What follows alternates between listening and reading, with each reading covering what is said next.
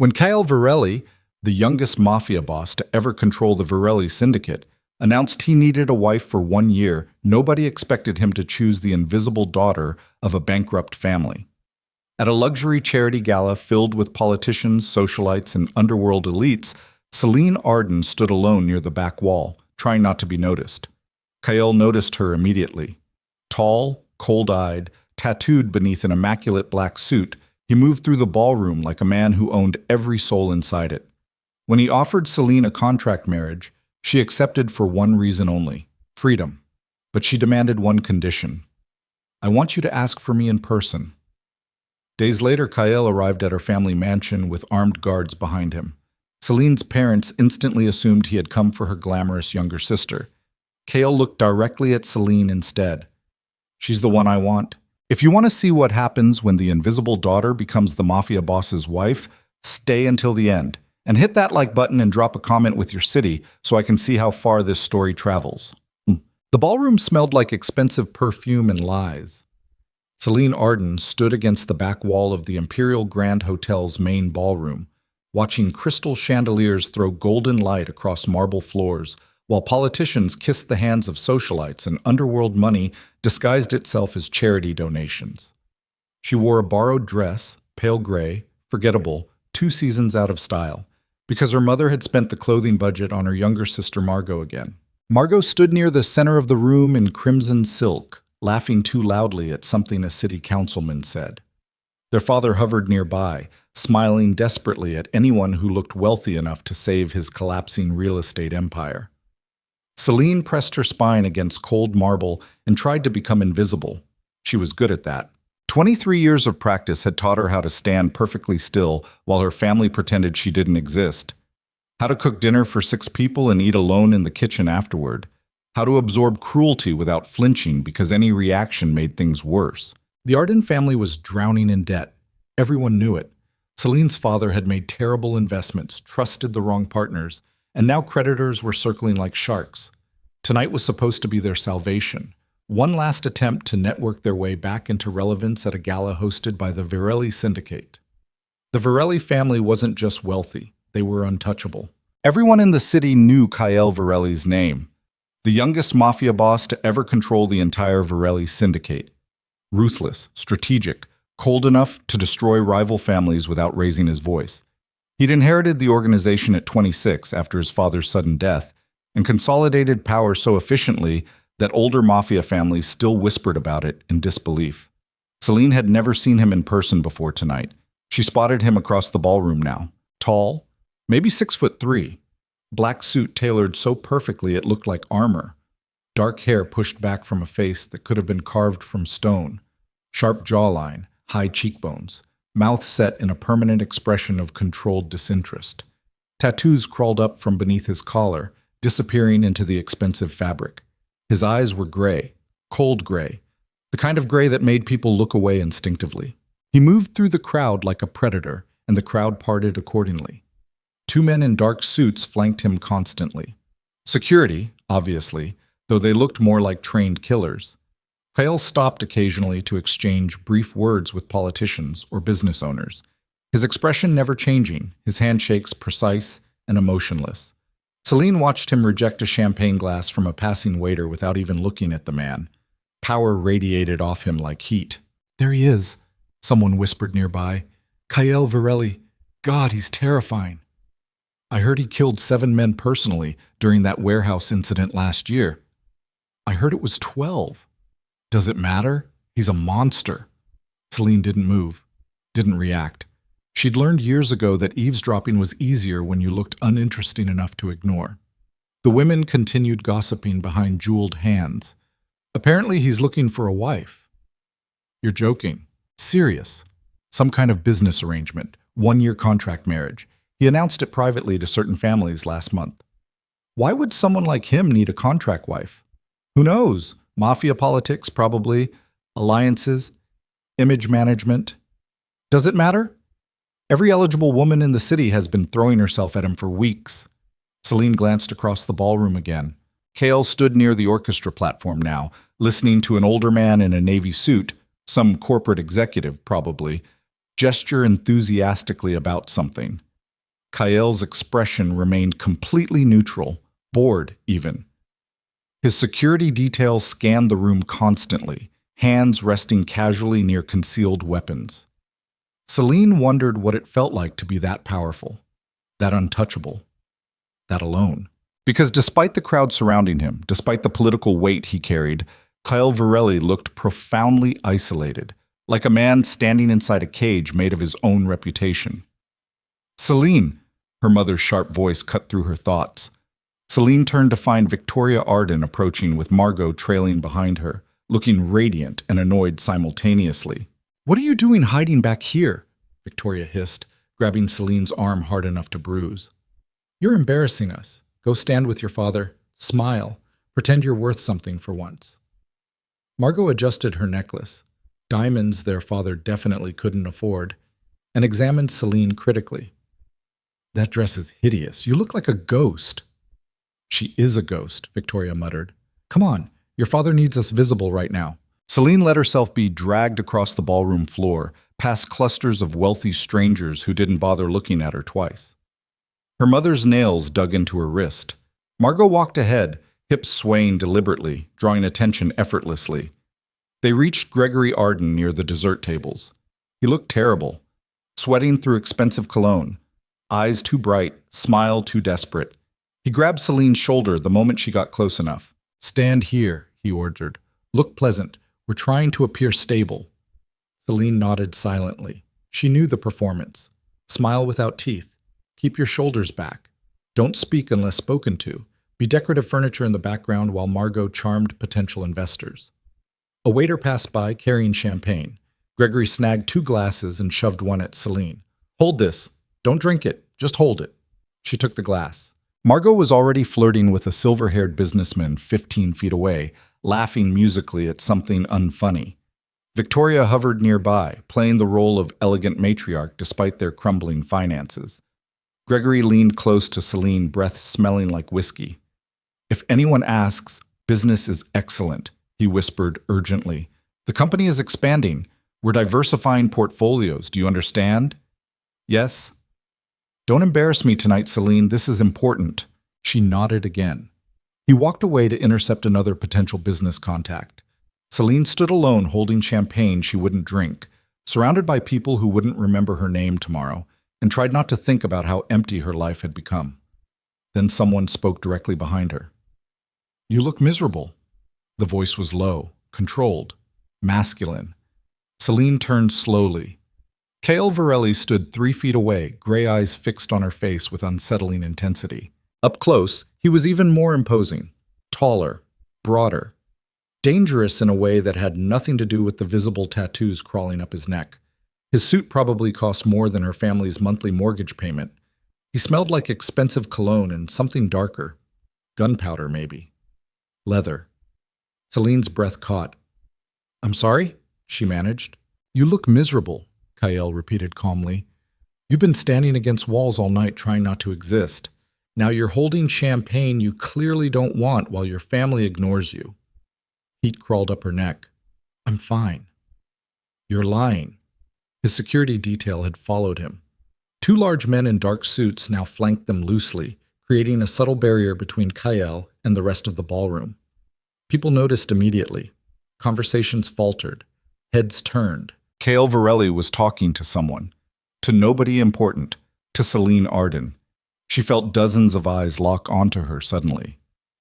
"Why are you talking to me?" Selene asked quietly. Kael tilted his head slightly, studying her like she was an equation he couldn't solve. "I've been watching you all evening." "That's unsettling." "Probably." He didn't smile. "You're different from everyone else here." "Different how?" "You're not performing." Selene blinked. Kael gestured subtly at the ballroom around them. "Everyone here is pretending, playing roles, smiling at people they hate, laughing at jokes that aren't funny, selling themselves constantly." His gray eyes returned to her face. "You're the only person in this room who isn't trying to impress anyone. Maybe I just know I can't. Or maybe you're smarter than the rest of them." Selene didn't know how to respond to that. Kael reached out slowly, giving her time to step back if she wanted, and took the champagne glass from her hand. He set it on a nearby table without breaking eye contact. What's your name? Selene Arden? Arden. Recognition flickered across his face. Gregory Arden's daughter. Yes. The bankrupt real estate developer who's been begging for loans from half the city. Selene's jaw tightened. Yes. You have a sister. Margot. The one in the red dress currently flirting with a married congressman. That's her. Kael's expression didn't change, but something shifted in his eyes. Amusement, maybe, or curiosity. You're nothing like her, he observed. I know. That wasn't an insult. Selene met his gaze directly for the first time. Then what was it? An observation. Kael stepped closer. Close enough that she could see faint scars along his knuckles. Close enough that his presence felt overwhelming. I'm looking for someone, Selene Arden. Her pulse jumped. Someone specific. Someone who understands how to survive difficult situations without losing themselves. Someone invisible enough that nobody pays attention until it's too late. Selene's throat went dry. Why are you telling me this? Because I think you're exactly what I need. Before she could respond, Margot's voice cut through the tension like a knife. Selene, what are you doing? Margot appeared beside them, crimson dress shimmering, perfect smile frozen on her face. She looked at Kael, then at Selene, confusion and jealousy warring visibly in her expression. Victoria arrived seconds later, followed by Gregory. Mr. Virelli, Gregory stammered, extending his hand desperately. What an honor. I'm Gregory Arden. This is my wife Victoria, and our daughters Margot and Selene, Kael finished. Yes, I know. He shook Gregory's hand once, briefly, then returned his full attention to Selene. Victoria's eyes narrowed dangerously. I apologize if Selene has been bothering you, she said smoothly. She doesn't usually attend these events. She's more comfortable at home. She hasn't bothered me. Kael's tone carried absolute authority. In fact, I'd like to speak with her privately. The silence that followed was deafening. Margot's smile cracked slightly. Gregory looked like he might faint. Victoria recovered first, her political instincts kicking in. Of course, Mr. Virelli, though perhaps Margot would be more appropriate company. I didn't ask for Margot. The words landed like stones. Kael extended his hand toward Selene.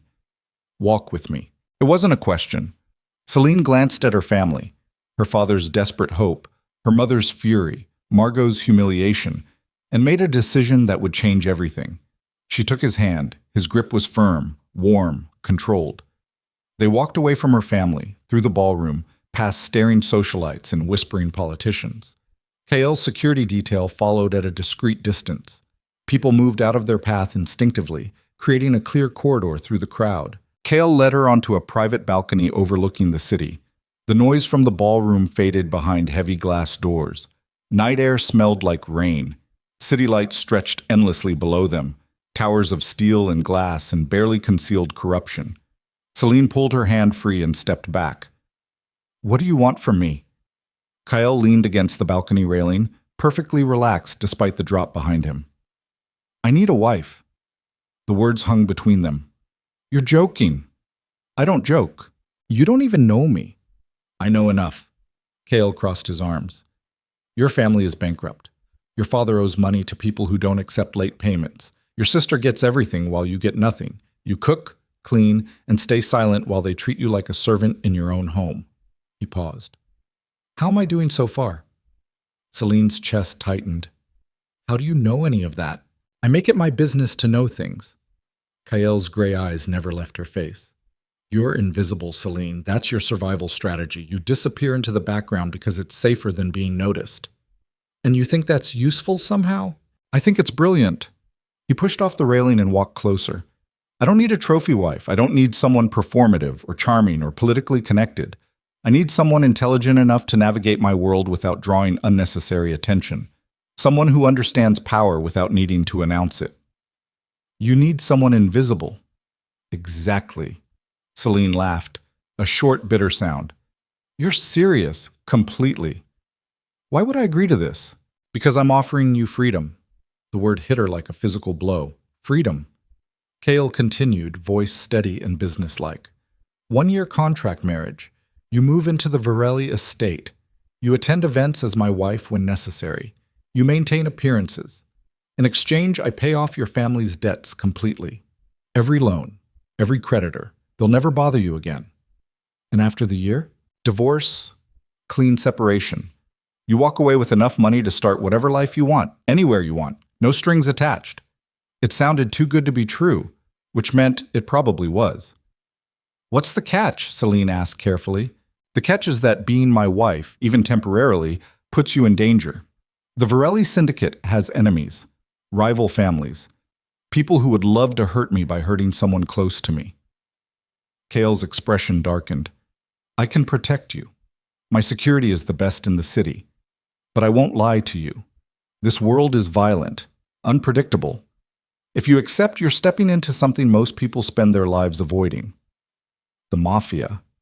Yes. Selene turned toward the city lights, trying to process everything. A year of her life. For freedom. For escape. For a chance to finally exist outside her family's suffocating control. Why me? She asked quietly. You could choose anyone, someone stronger, braver, more. You survived 23 years inside a family that treated you like you were worthless, Kael interrupted. And you're still standing here, still sane, still capable of looking me in the eye and asking difficult questions. He moved beside her at the railing. That takes more strength than most people will ever understand. Selene met his gaze. Up close, his eyes weren't completely cold. Something lived behind that gray. Something wounded and carefully buried. I have one condition, she said. Name it. If I agree to this, I want you to ask for me in person, at my family's house, in front of everyone. Kael's eyebrow raised slightly. Why? Because I want them to see. Emotion crept into her voice despite her best efforts. I want my parents to understand that I'm not worthless. I want my sister to realize she's not the only one people want. I want them to know that someone chose me, not her, me. Silence stretched between them. Then Kael nodded once. Done. Just like that? Just like that. He pulled a business card from his jacket and handed it to her. Think about it. Call me within 3 days either way. If you say yes, I'll arrive at your family's mansion with my security detail and make the proposal formally. Selene took the card. Heavy paper. Embossed lettering, a single phone number, no name, it didn't need one. And if I say no, then you go back to your life, and we never speak again. Kael's expression softened almost imperceptibly. But I don't think you're going to say no, Selene Arden. Why not? Because you're finally being offered a choice. He stepped back toward the balcony doors. And people who've never had choices before don't walk away when someone offers them freedom. He left her alone on the balcony. Selene stood there for a long time, staring at the business card in her hand while the city breathed below her and her entire future balanced on a single decision. The next 2 days passed like torture. Selene moved through her family's crumbling mansion like a ghost, cooking meals nobody thanked her for, cleaning rooms nobody noticed, and thinking constantly about Kael Virelli's offer. Her mother was livid about the gala incident. What did you say to him? Victoria demanded the morning after, cornering Selene in the kitchen. Why would someone like Kael Virelli waste time talking to you? I don't know. You must have done something. Said something. I didn't. You're lying. Selene kept her eyes down, chopping vegetables for lunch. Believe what you want. Victoria grabbed her wrist, forcing Selene to look up. If you embarrassed this family somehow, if you said anything inappropriate, I didn't. Her mother released her roughly and stalked away, muttering about ungrateful daughters. Margot wasn't speaking to her at all. The humiliation of being overlooked in front of dozens of witnesses had shattered her sister's confidence temporarily. She stayed in her room most of the time, scrolling through social media and making passive-aggressive comments about people who didn't know their place. Gregory avoided Selene entirely, probably terrified she'd somehow damaged their already non-existent reputation. The house felt smaller every hour. Selene lay awake both nights, staring at the ceiling of her tiny bedroom, turning the business card over and over in her hands. 1 year. For freedom. Was it worth it? Could she survive inside Kael Virelli's world? Did she even have a choice anymore? On the third morning, she made her decision. Selene found her phone, an old model, cracked screen, barely functional, and dialed the number on the card. It rang twice. Yes, Kael's voice, calm, unsurprised. It's Selene Arden. I know. I've made my decision. Silence. Then, and? Selene took a deep breath. Yes. You're sure? I'm sure. Good. She heard movement on his end, footsteps, a door closing. I'll arrive tomorrow afternoon, 3 o'clock. Be ready. For what? To leave. His tone softened almost imperceptibly. Pack anything that matters to you. After tomorrow, you won't be coming back. The line went dead. Selene sat on her bed, phone trembling in her hand, and realized she'd just agreed to marry the most dangerous man in the city. Kael Virelli arrived exactly at 3 o'clock the following afternoon. 3 black SUVs pulled up outside the Arden mansion, doors opened simultaneously. 8 men in dark suits emerged, moving with military precision. They positioned themselves around the property, 2 at the gate, 2 flanking the front entrance, 4 scanning the perimeter. Then Kael stepped out. Black suit, gray eyes, presence like a thunderstorm. He walked up the front steps alone and knocked once. Gregory Arden opened the door himself, probably hoping for a miracle investor. His smile died the moment he recognized their visitor. Mr. Virelli, this is unexpected. I'm here to speak with you and your wife, Kael said flatly. Family matter. Of course. Please, come in. Kael entered. His security detail remained outside, silent and watchful. Victoria appeared in the foyer, Margot trailing behind her. Both women looked confused and nervous. They'd clearly dressed up quickly, Victoria in a cream blouse, Margot in something expensive and attention-grabbing. Mr. Virelli, Victoria said smoothly, what a pleasant surprise. Can we offer you anything? Coffee? Tea? No? Kael's gaze swept the room once, cataloging everything. Where's Selene? The question landed like a bomb. Selene? Victoria's smile faltered. Why would you? Where is she? Upstairs, Gregory stammered. In her room. Should I? Get her! It wasn't a request. Gregory hurried toward the stairs, calling Selene's name desperately. Awkward silence filled the foyer. Margot stepped forward, attempting to salvage the situation with charm. Mr. Virelli, if this is about the gala, I wanted to apologize for, I'm not here for you. The words were cold, final. Margot flinched. Footsteps sounded on the stairs. Selene appeared wearing simple jeans and a gray sweater, her dark hair pulled back in a loose braid. She looked terrified and determined simultaneously. Kael's expression didn't change, but something shifted in his posture. Selene, he said quietly. Come here. She descended the stairs slowly and crossed the foyer to stand beside him. Gregory looked between them, confusion giving way to horrified realization. Mr. Virelli, what is this about? Kael reached into his jacket and withdrew a folded document. I'm here to ask for your daughter's hand in marriage. The silence that followed was absolute. Victoria's face went white. Gregory's mouth opened and closed soundlessly. Margot looked like she'd been slapped. Marriage? Victoria finally managed. To Selene? Yes. But Margot is... I'm not asking for Margot. Kael's voice carried lethal finality. I'm asking for Selene. He handed the document to Gregory. This is a contract. Read it carefully. Selene has agreed to become my wife for 1 year. In exchange, I will pay off every debt your family currently owes, every loan, every outstanding payment. You'll walk away clean. Gregory stared at the papers like they might explode. This is insane. This is business. Kael turned to Victoria. You have 2 options. Sign the contract and watch your financial problems disappear, or refuse and lose everything within 6 months when your creditors foreclose. You can't just take her, Victoria said desperately. I'm not taking anyone. Kael looked at Selene. She's choosing to come with me. Every eye in the room turned to Selene, her mother's fury, her father's desperation, Margot's jealousy and disbelief. Selene met Kael's gaze and found something unexpected there. Respect. Yes, she said clearly, I'm choosing this. Selene, don't be ridiculous, Victoria snapped. You have no idea what you're agreeing to. I know exactly what I'm agreeing to.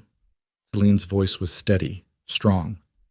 I'm agreeing to leave this house, this family, this life where I don't matter. She looked at her parents directly. You ignored me for 23 years. You treated me like I was worthless. Now someone wants me, and you're upset because it's not the daughter you actually cared about.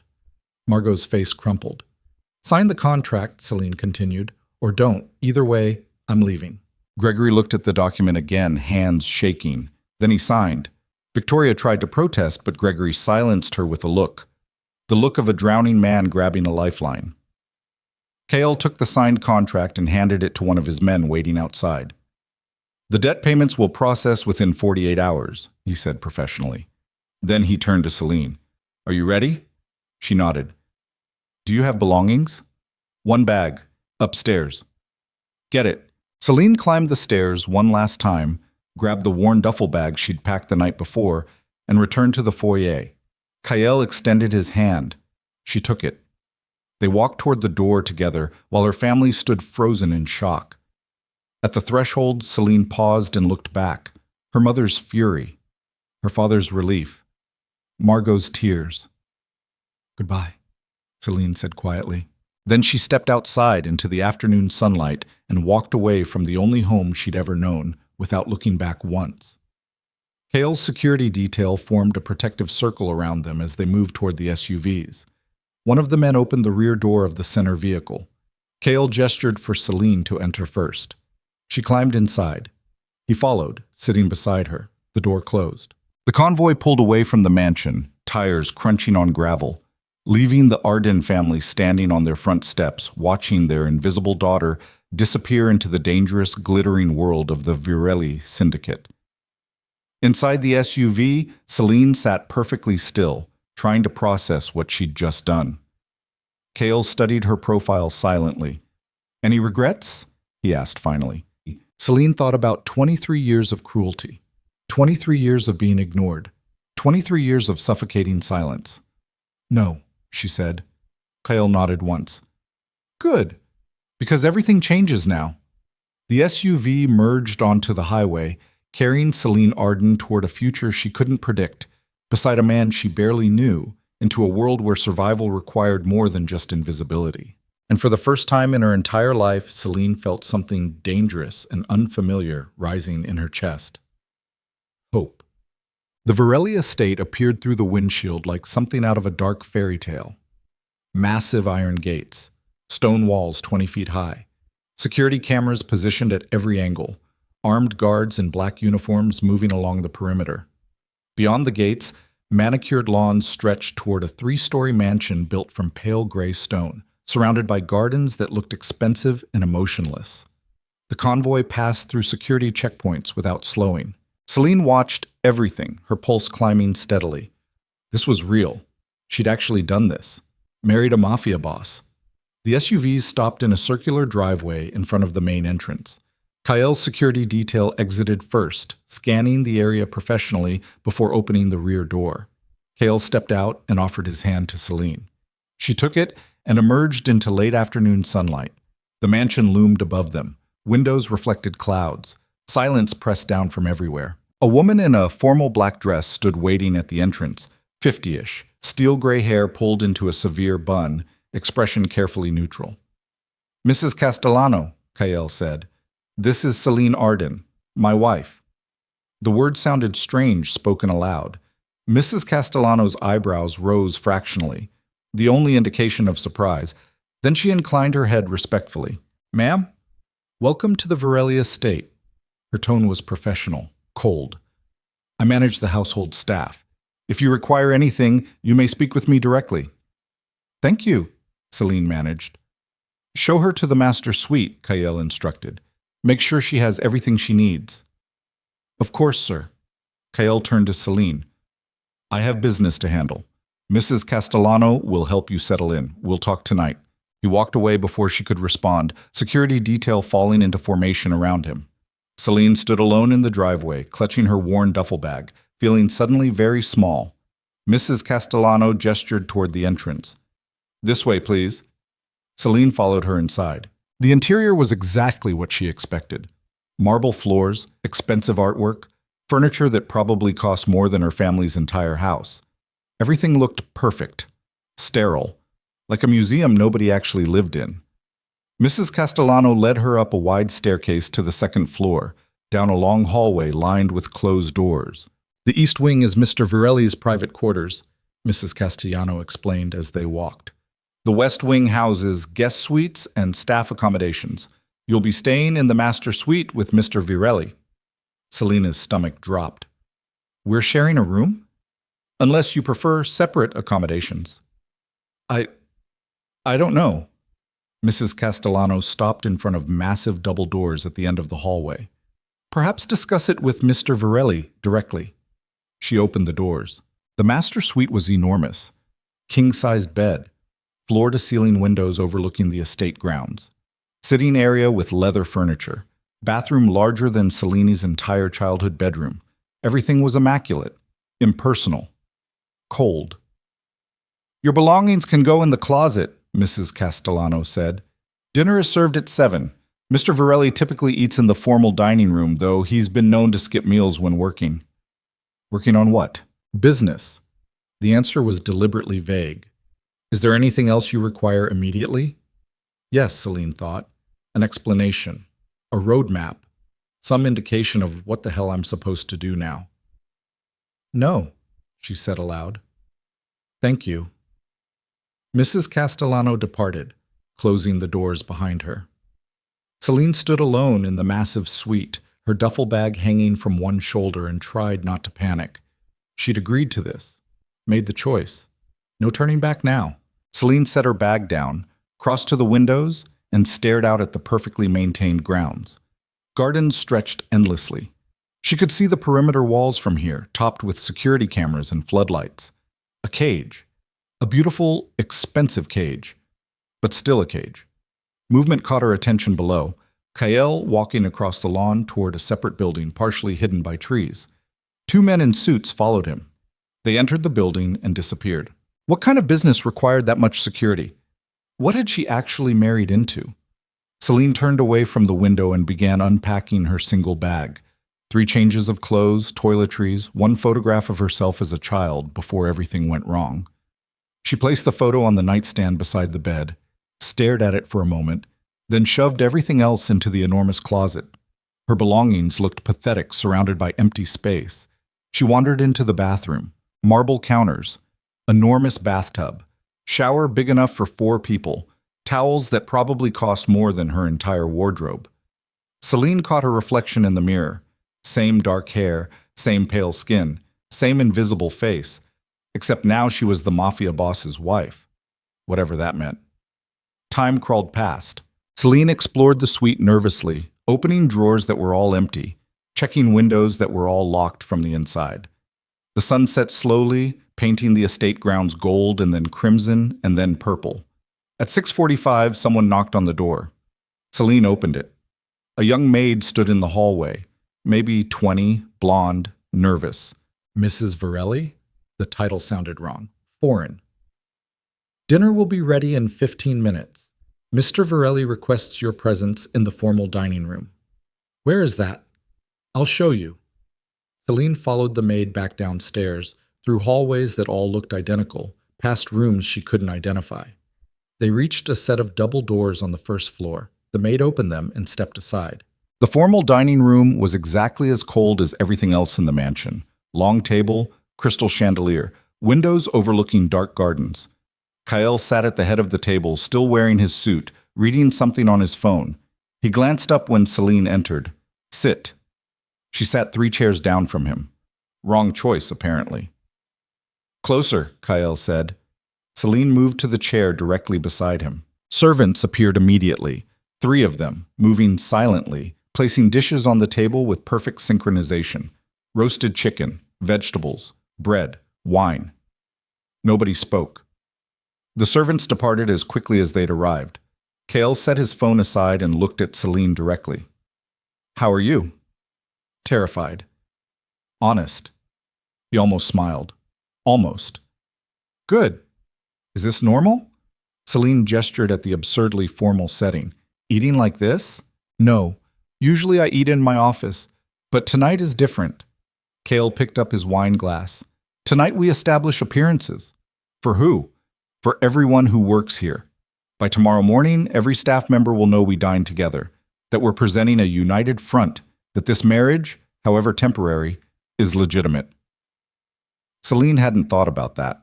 The performance required. What do you need from me? She asked carefully. In public? Be present. Be polite. Don't contradict me in front of others. Kael's gray eyes studied her. In private? Be yourself. You don't know who that is yet. Then I'll learn. They ate in silence for several minutes. The food was excellent. Selene couldn't taste any of it. You should know something, Kael said eventually, setting down his fork. This house has rules. What kind of rules? The staff gossip. It's unavoidable. Some of them will resent you. Others will try to manipulate you. A few will genuinely respect you. He refilled his wine glass. Trust nobody completely except me. And even then, trust carefully. That's a lonely way to live. It's a safe way to live. Kael leaned back in his chair. My world is dangerous, Selene. People die when they make mistakes. I need you to understand that.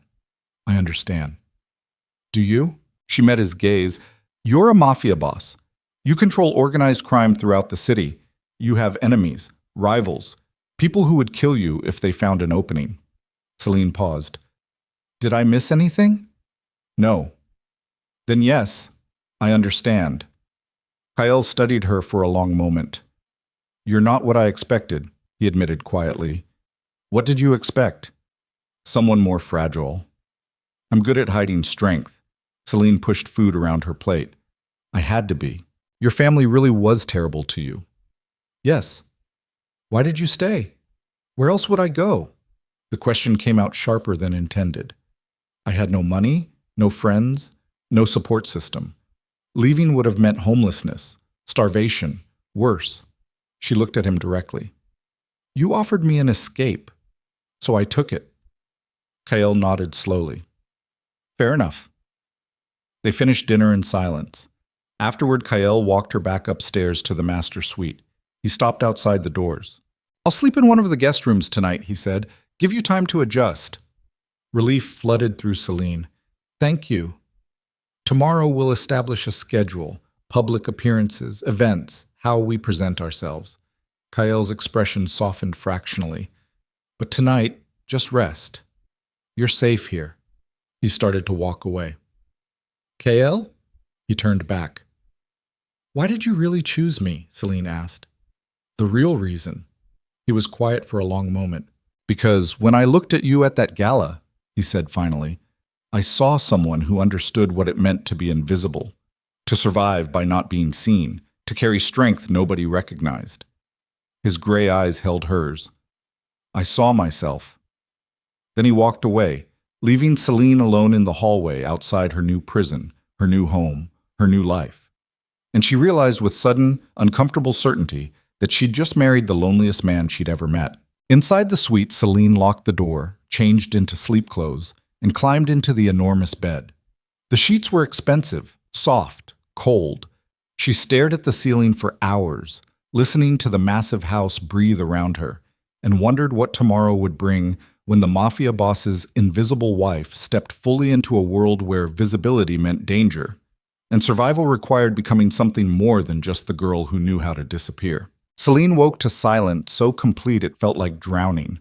No sounds from the hallway, no footsteps, no voices, just the massive house holding its breath around her like something waiting to pounce.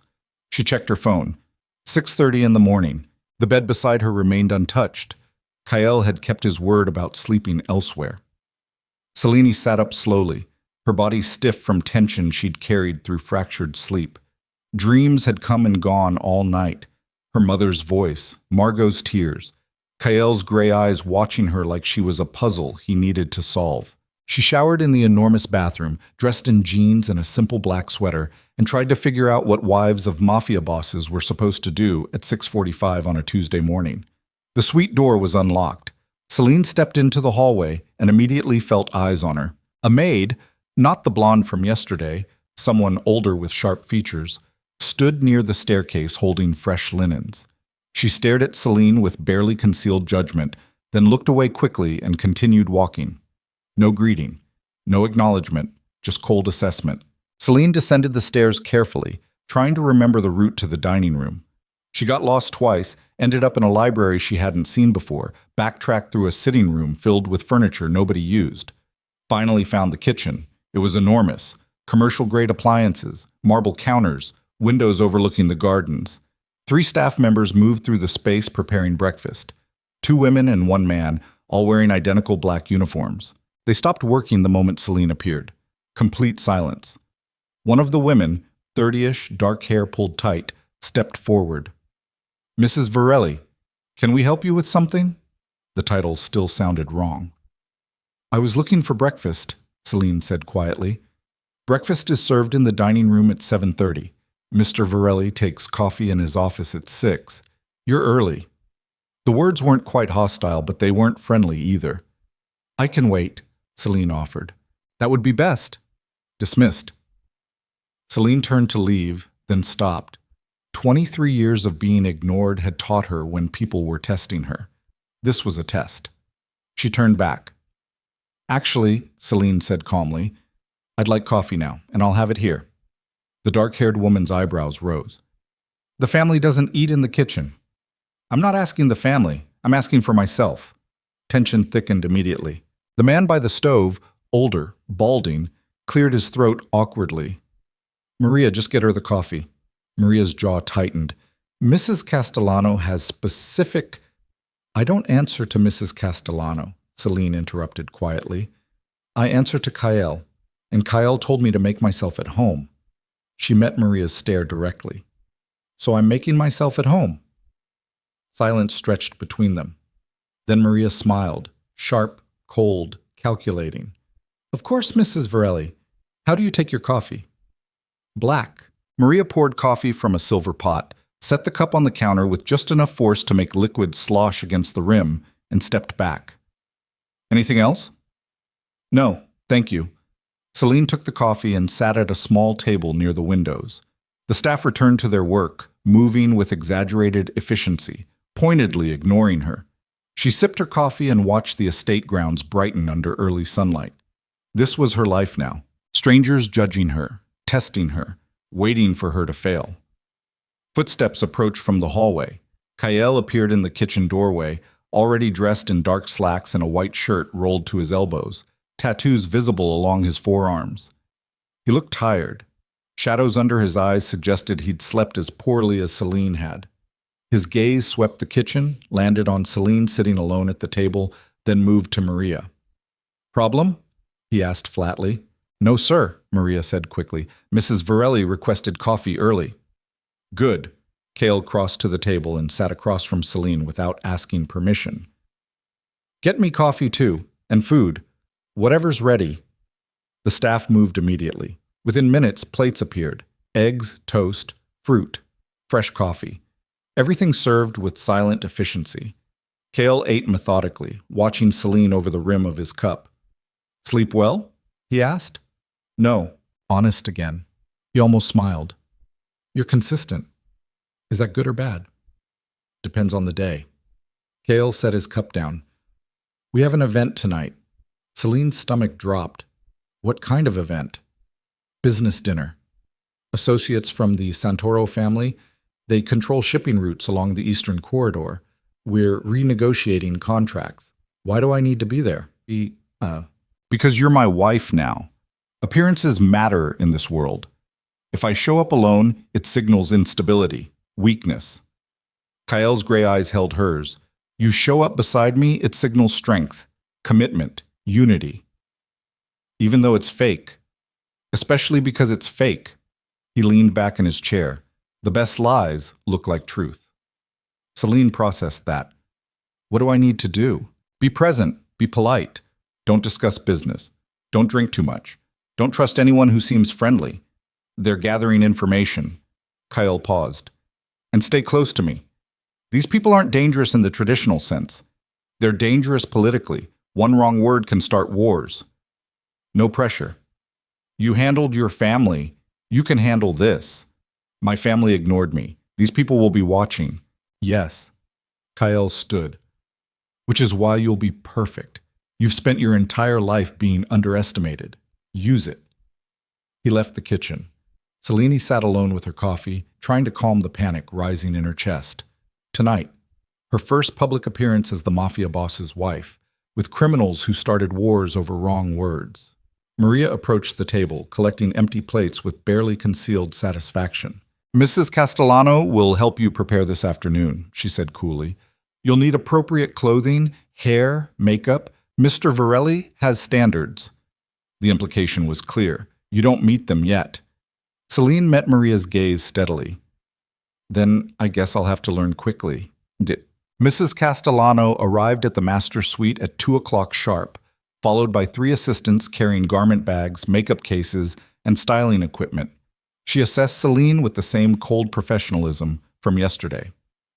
Mr. Virelli requested you be prepared for tonight's dinner, Mrs. Castellano said. The Santoro family expects elegance, sophistication. You'll need to look the part. What part is that? The part of someone who belongs beside him. The assistants unpacked dresses, 5 of them, all expensive, all beautiful in ways Selene had never worn before. Deep emerald silk, midnight blue velvet, black lace over nude fabric. Choose one, Mrs. Castellano instructed. Selene touched the emerald silk carefully. The fabric felt like water. This one. Good choice. It complements your coloring. Mrs. Castellano gestured to the assistants. Get her ready. The next 2 hours were humiliating. The assistants moved around Selene like she was a mannequin, discussing her appearance in clinical terms. Hair too plain, skin too pale, posture too defensive. They scrubbed her face with products that smelled like flowers and chemicals, painted her features with brushes and powders, twisted her hair into something elegant and severe. The dress fit perfectly, which meant Kael had provided her measurements ahead of time. Another reminder that he'd been planning this carefully while she'd been drowning in her family's cruelty. When they finally finished, one of the assistants turned Selene toward a full-length mirror. She barely recognized herself. The woman staring back looked elegant, controlled, dangerous in a quiet way.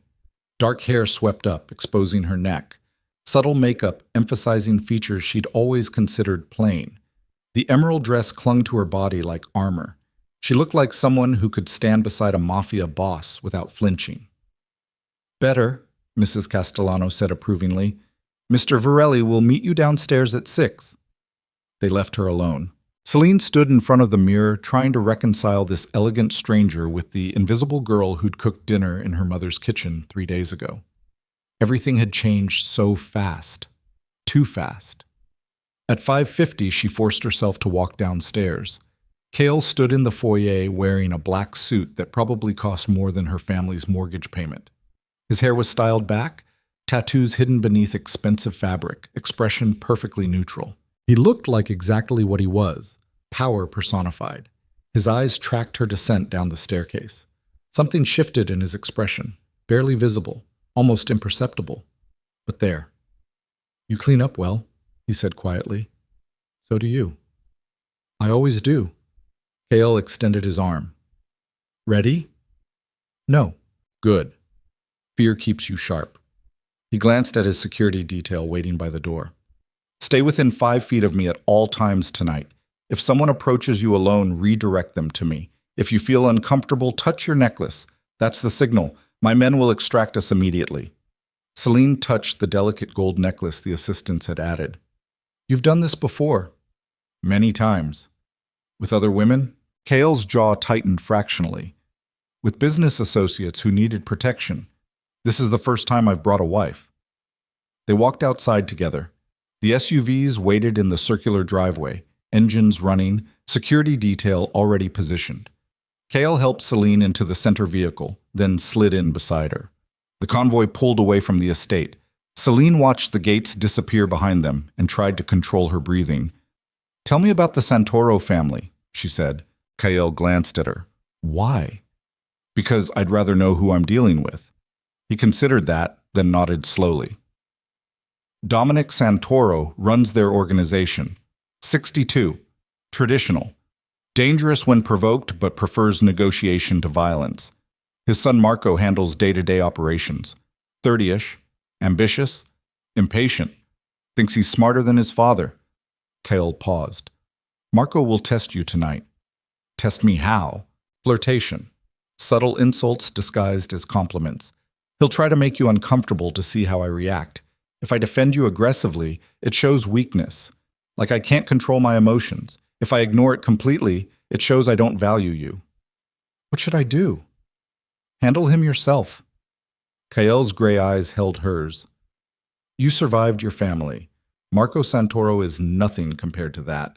The restaurant was exclusive, old money, the kind of place that didn't have signs because if you needed a sign, you didn't belong there. They entered through a private entrance. The Santoro family waited in a private dining room. Dominic at the head of the table, silver-haired and sharp-eyed, radiating controlled authority. Marco sat beside him, younger, handsome in a polished way, wearing ambition like cologne. Two other men flanked them. Security, obviously. Dominic stood when Kael entered. Kael Virelli. His voice was smooth, practiced. Punctual as always. Dominic. Kael shook his hand once. You remember my associate Carlo, and this is my wife, Selene. Every eye in the room turned to her. Selene felt their assessment like physical weight. Dominic's expression remained neutral, but his eyes sharpened with interest. Wife. Congratulations. I hadn't heard you'd married.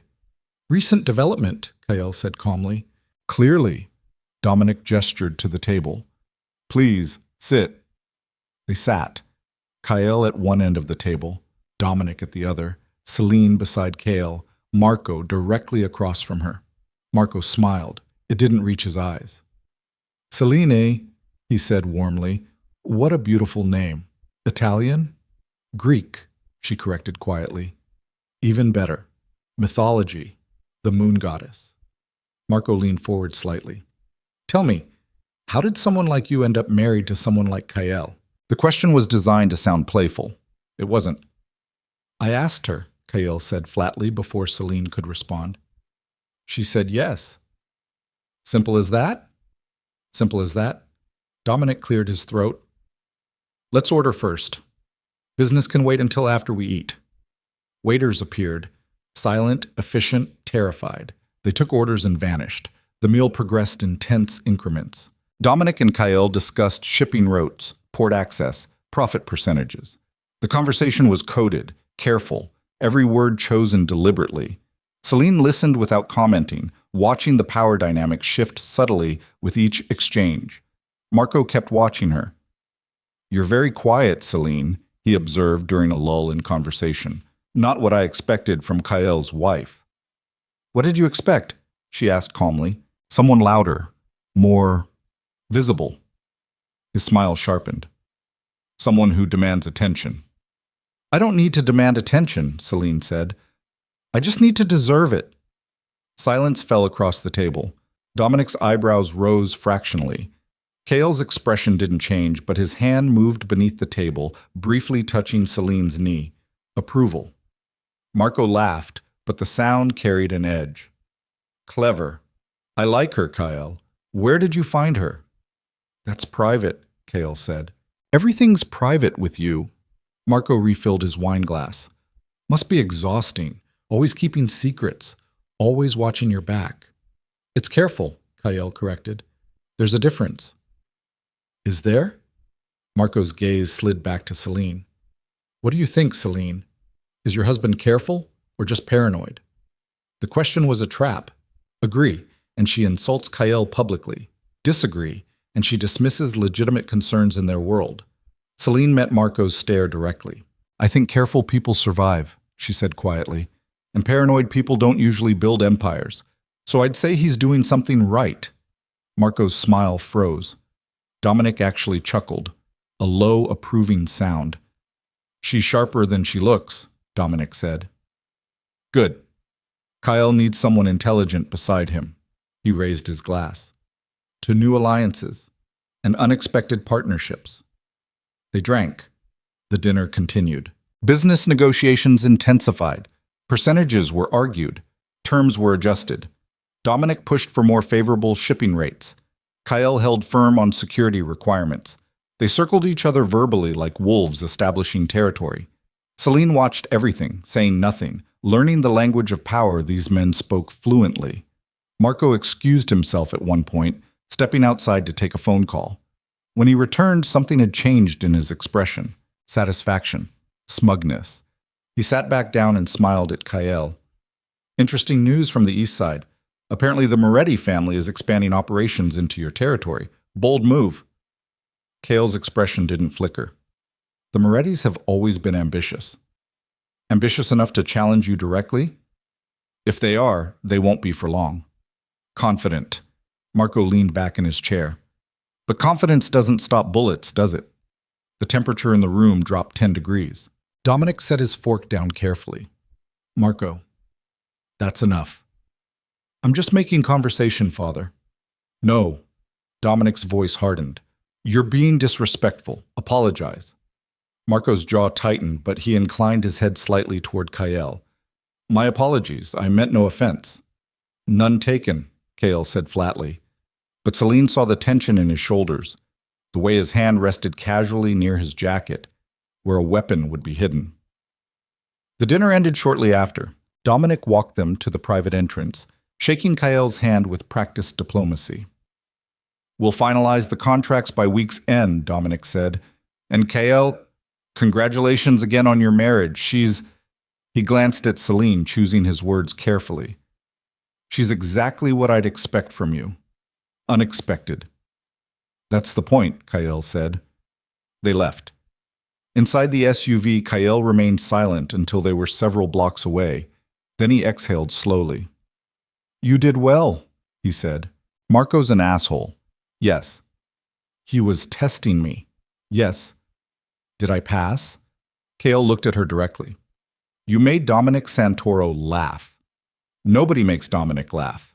So yes, you passed. Selene leaned back against the leather seat, adrenaline slowly draining from her system. What was that about the Moretti family? Kael's expression darkened. Politics. Marco was trying to embarrass me publicly by implying I'm losing control of my territory. Are you? No, the Morettis are expanding, but they know better than to challenge me directly. He paused. Marco was posturing, showing off for his father. Will it cause problems? Everything causes problems eventually. Kael's gray eyes studied her. But tonight wasn't about the Morettis. Tonight was about you. About proving you could handle this world. And? You can. The convoy pulled through the estate gates. Back to the mansion. Back to the cold elegance. Back to staff who judged her and a husband who barely knew her. Back to her new reality. They entered through the main doors. Kael stopped in the foyer, loosening his tie, looking suddenly exhausted. Get some rest, he said.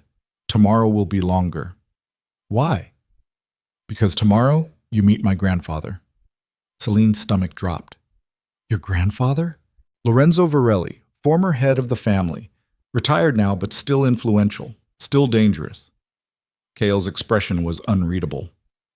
He wants to meet the woman I married. Is that bad? Depends on whether he likes you or not. And if he doesn't? Kael was quiet for a long moment. Then we'll have bigger problems than Marco Santoro's ego. He walked away, leaving Selene standing alone in the foyer, realizing with cold certainty that the real tests were just beginning. Selene barely slept again. She woke at dawn, showered, dressed in dark jeans and a simple sweater, and went downstairs looking for coffee. The kitchen was empty except for the older man from yesterday, the one who told Maria to just get the coffee.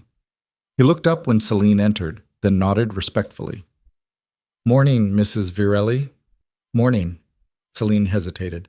I don't know your name. Thomas. He gestured to the coffee pot. Help yourself. Fresh made. Selene poured coffee and sat at the same table by the windows. Thomas returned to chopping vegetables. Some kind of breakfast preparation, probably. You handled Maria well yesterday, he said without looking up. Most people don't. Most people? Other wives. Staff. She's been here 15 years. Thinks she runs the place. Does she? Sometimes. Thomas smiled slightly.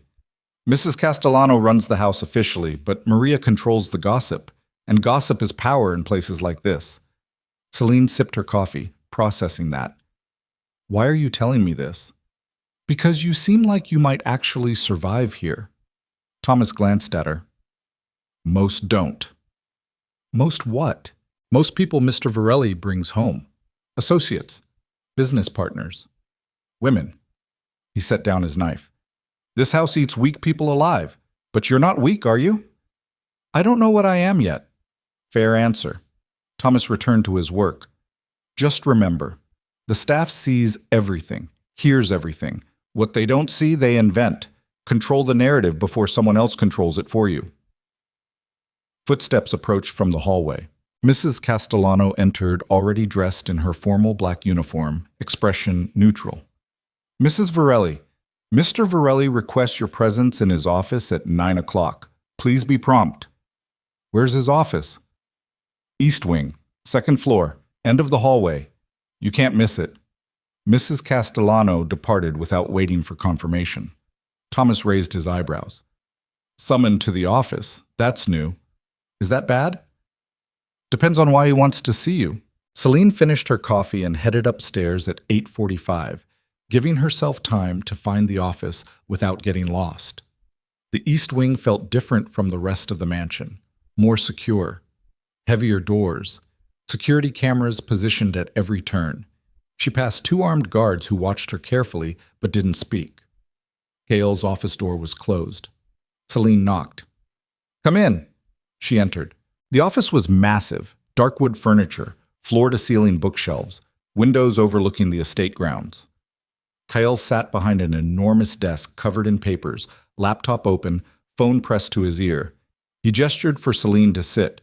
She sat in one of the leather chairs facing his desk and waited.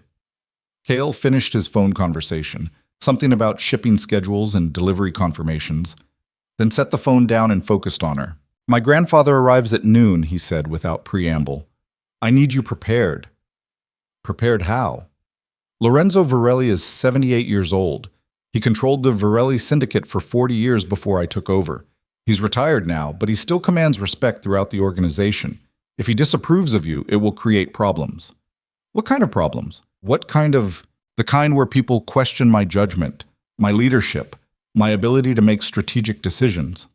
Kael leaned back in his chair. You need to impress him. How? Be yourself, but smarter. He pulled a folder from his desk and slid it toward her. This is everything you need to know about my family. Read it, memorize it. Lorenzo will test you.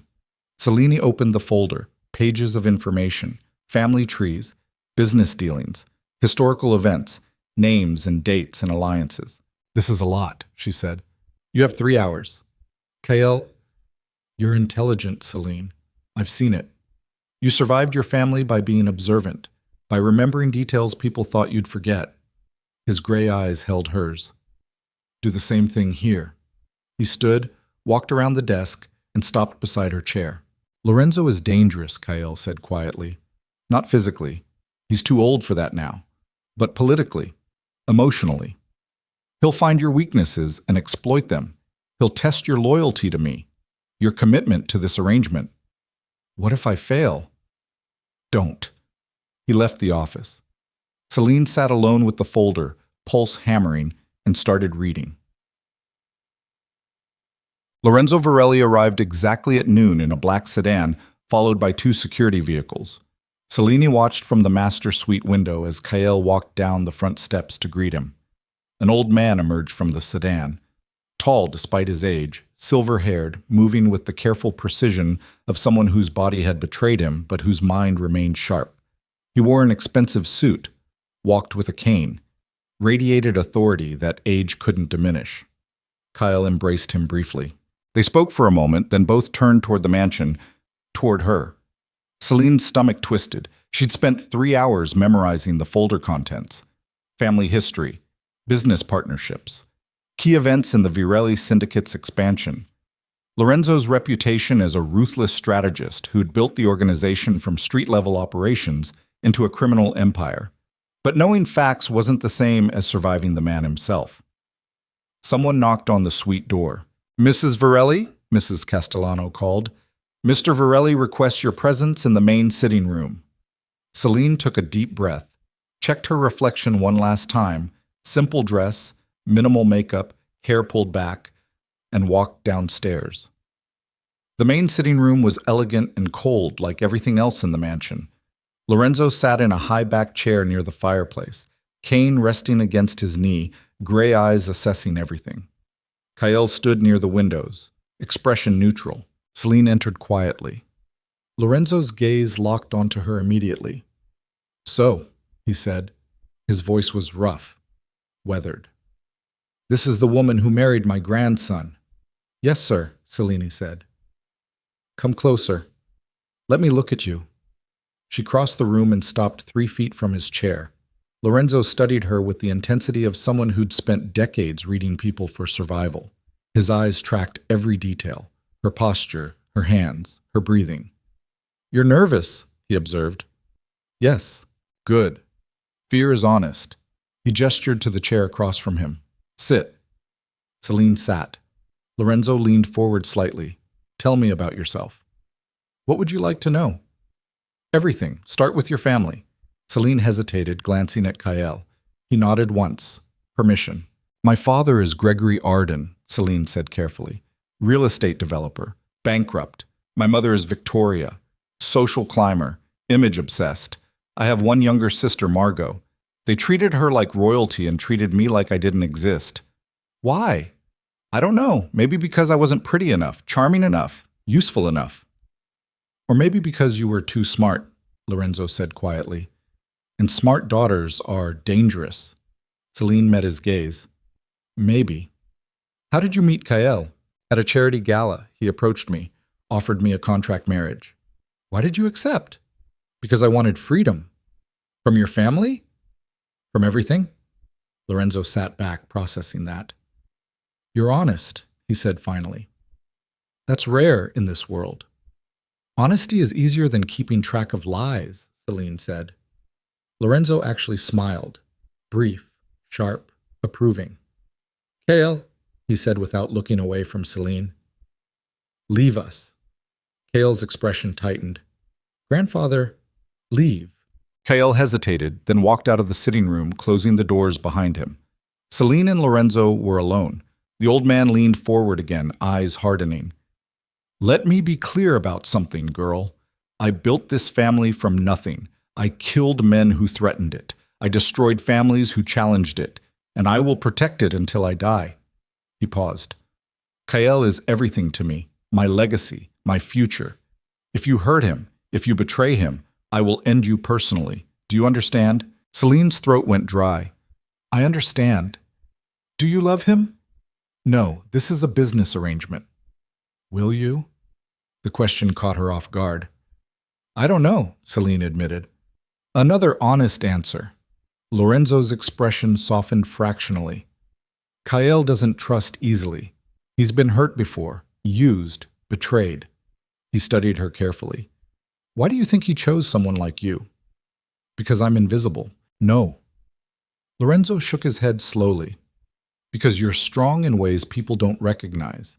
You survived cruelty without becoming cruel yourself. You endured humiliation without losing your dignity." He tapped his cane against the floor. "Kael sees that. He needs that." Selene didn't know what to say. "This world is dangerous," Lorenzo continued. "People will try to use you to get to him. They'll offer you money, power, promises. And when that doesn't work, they'll threaten you, hurt you, try to break you." "I know. Knowing and surviving are different things." "I've been surviving my entire life," Selene said quietly. "This is just a different kind of cage." Lorenzo studied her for a long, silent moment. Then he stood slowly, using his cane for support. "You'll do," he said simply. "You're not what I expected, but you'll do." He walked to the doors and opened them. Kael stood in the hallway, tension visible in his shoulders. "She's acceptable," Lorenzo told him. "Smart, honest, stronger than she looks." He glanced back at Selene. "Don't waste her." He left.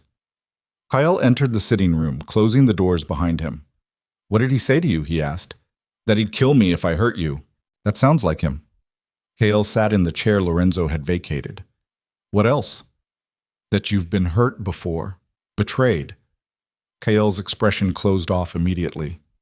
That's not relevant. Isn't it? No. Selene studied him. The careful control, the defensive posture, the wall he'd built around himself. Who was she? Selene asked quietly. Who was who? Whoever betrayed you before. Kael stood abruptly. This conversation is over. Kael, I said it's over. He walked out. Selene sat alone in the sitting room, realizing she'd just touched something raw and unhealed. Something that explained why the most powerful man in the city needed a contract wife instead of a real one. The rest of the day passed in tense silence. Kael disappeared into his office. Selene wandered the mansion aimlessly, exploring rooms she hadn't seen before, trying to understand the cold, elegant prison she'd agreed to live in. She found a library on the 3rd floor, massive, filled with books nobody read, windows overlooking the gardens. She sat there for hours, reading without absorbing anything, thinking about Lorenzo's warning. This world is dangerous. People will try to use you. They'll try to break you. Dinner was served in the formal dining room again. Just her and Kael, separated by 3 feet of polished wood and unspoken tension. They ate in silence. Afterward, Kael stopped her in the hallway outside the master suite. I'm sorry, he said quietly, for earlier. You asked a reasonable question, and you shut me down. Yes. Why? Kael was silent for a long moment. Because some things are better left buried, he said finally. Trust me on that. Trust works both ways. I know. He met her gaze, but I'm not ready yet. Selene nodded slowly. Okay. Okay? You'll tell me when you're ready, or you won't. Either way, I'm not going anywhere for the next year. Something shifted in Kael's expression, but gratitude maybe, or relief. Thank you. He walked away. Selene entered the master suite alone and changed into sleep clothes, her mind racing. She'd survived her first real test with Lorenzo, made it through a business dinner with criminals, started understanding the dangerous world she'd married into, but she still felt like an outsider, like someone playing a role she didn't fully understand yet. A knock sounded on the suite door. Selene opened it. Maria stood in the hallway, expression carefully neutral. Mrs. Virelli, a package arrived for you. A package? Maria handed her a small box wrapped in expensive paper. Who's it from? Selene asked. There's no card. Maria left before Selene could ask anything else. Selene closed the door, staring at the box. Nobody knew she was here except her family, and they definitely hadn't sent gifts. She unwrapped it carefully. Inside was a single item, a photograph of Kael with a woman. The woman was stunning, tall, elegant, confident, dark hair, perfect features. She stood beside Kael at some formal event, her hand on his arm, both of them smiling. Actually smiling. Selene had never seen Kael smile like that. She flipped the photograph over. Someone had written on the back in elegant handwriting, "He loved me first. You're just a replacement. V." Selene's hands trembled. V. Vivienne, the woman Lorenzo had mentioned, the one who'd betrayed Kael. Someone had sent this deliberately. Wanted her to see it. Wanted her to know she wasn't the first. Wasn't special. Was just a contract filling a space someone else had occupied. Selene set the photograph on the nightstand and stared at it for a long time. Then she grabbed her phone and texted Kael. "We need to talk. Now." His response came immediately. "Where are you?" "Master Suite." "Stay there." 2 minutes later, he burst through the door, expression sharp with concern. "What's wrong?" Selene handed him the photograph. Kael's face went completely white. "Where did you get this?" "Someone sent it to me. No card, no name, just this." Kael stared at the photograph like it was poison. "Vivienne," he said quietly. "Your ex." "Yes." "The one who betrayed you." "Yes." Selene crossed her arms. "I think it's time you told me everything." Kael was silent for a long moment, jaw working, emotions warring visibly across his face. Then he sat down on the edge of the bed, still holding the photograph, and started talking. Vivienne De Luca, daughter of Antonio De Luca, one of the most powerful mafia families in the region, We met 5 years ago, started seeing each other. I thought—" He stopped, voice rough. "I thought she loved me." "What happened?" "Her father wanted to merge our organizations, use our relationship as leverage to control both families. I refused. Told Vivian I wouldn't let politics destroy what we had." Kael's hands tightened on the photograph. "She chose her father. She left you.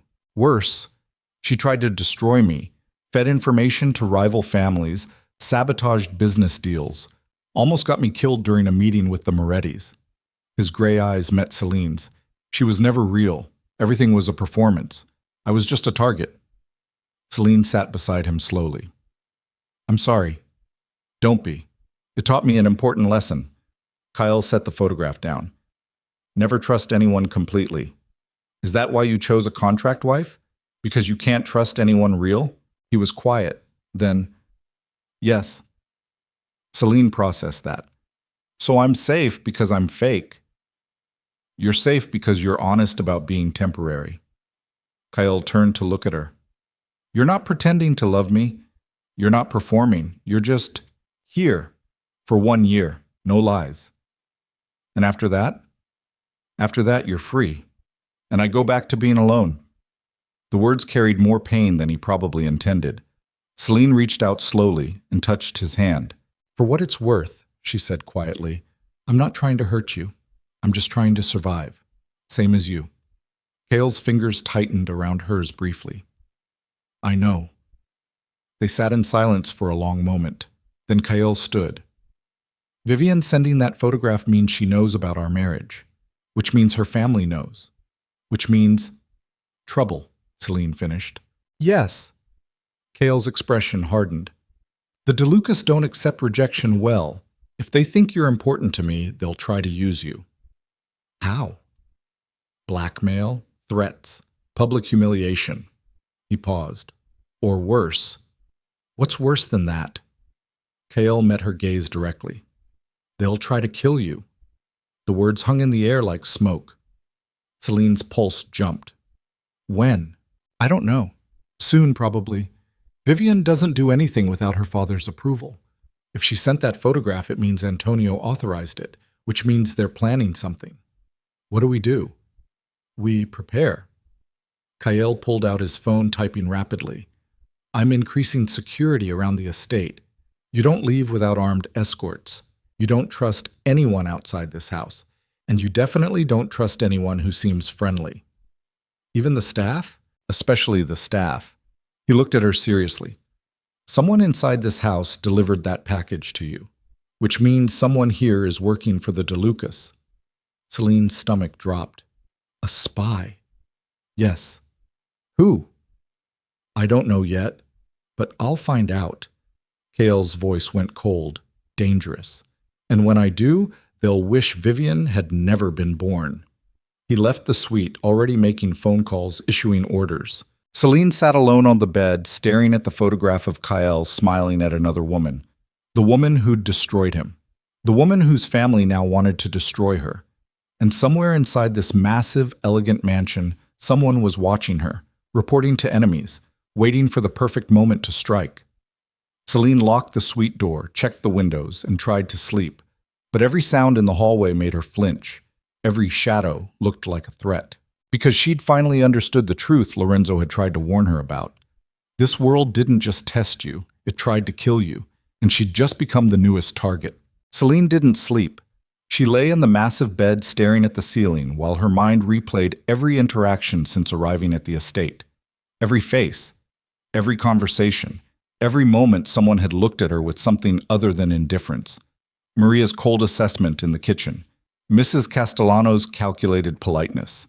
The blonde maid who delivered the dinner message. Thomas warning her about gossip being power. Someone inside this house was feeding information to the DeLuca family. Someone had delivered that photograph deliberately. Someone was watching her every move, waiting for weakness to exploit. At 5:30 in the morning, she gave up on sleep entirely. Selene showered, dressed in dark jeans and a black sweater, and went downstairs looking for answers instead of coffee. The mansion was silent. Pre-dawn gray filtered through windows. Security guards moved through hallways like shadows, acknowledging her with brief nods but no conversation. She found Kael's office door closed but not locked. Inside, he sat behind his desk surrounded by papers, laptop open, phone pressed between his shoulder and ear. He looked like he hadn't slept either. His white shirt was wrinkled, tie discarded, tattoos visible where he'd rolled his sleeves to his elbows. He saw her in the doorway and held up one finger. "Wait." "I don't care what it costs," he said into the phone, voice flat and dangerous. "Run background checks on every staff member hired in the last 6 months. Financial records. Family connections. Everything." He paused, listening. "No, I want it done today. If someone's compromised, I need to know before they can do more damage." He ended the call and gestured for Selene to close the door. She did, then sat across from him. "Any progress?" she asked. "Some?" Kael rubbed his eyes tiredly. "I've narrowed it down to 12 possible suspects, staff members with access to the main house who could have delivered that package without raising suspicion. 12 is a lot. It's better than 40. He pulled up a document on his laptop and turned the screen toward her. "Recognize any of these names?" Selene scanned the list. Maria Gonzalez, Thomas Chen, Sarah Mitchell, the blonde maid, 4 others she'd seen around the mansion, 5 she'd never heard of.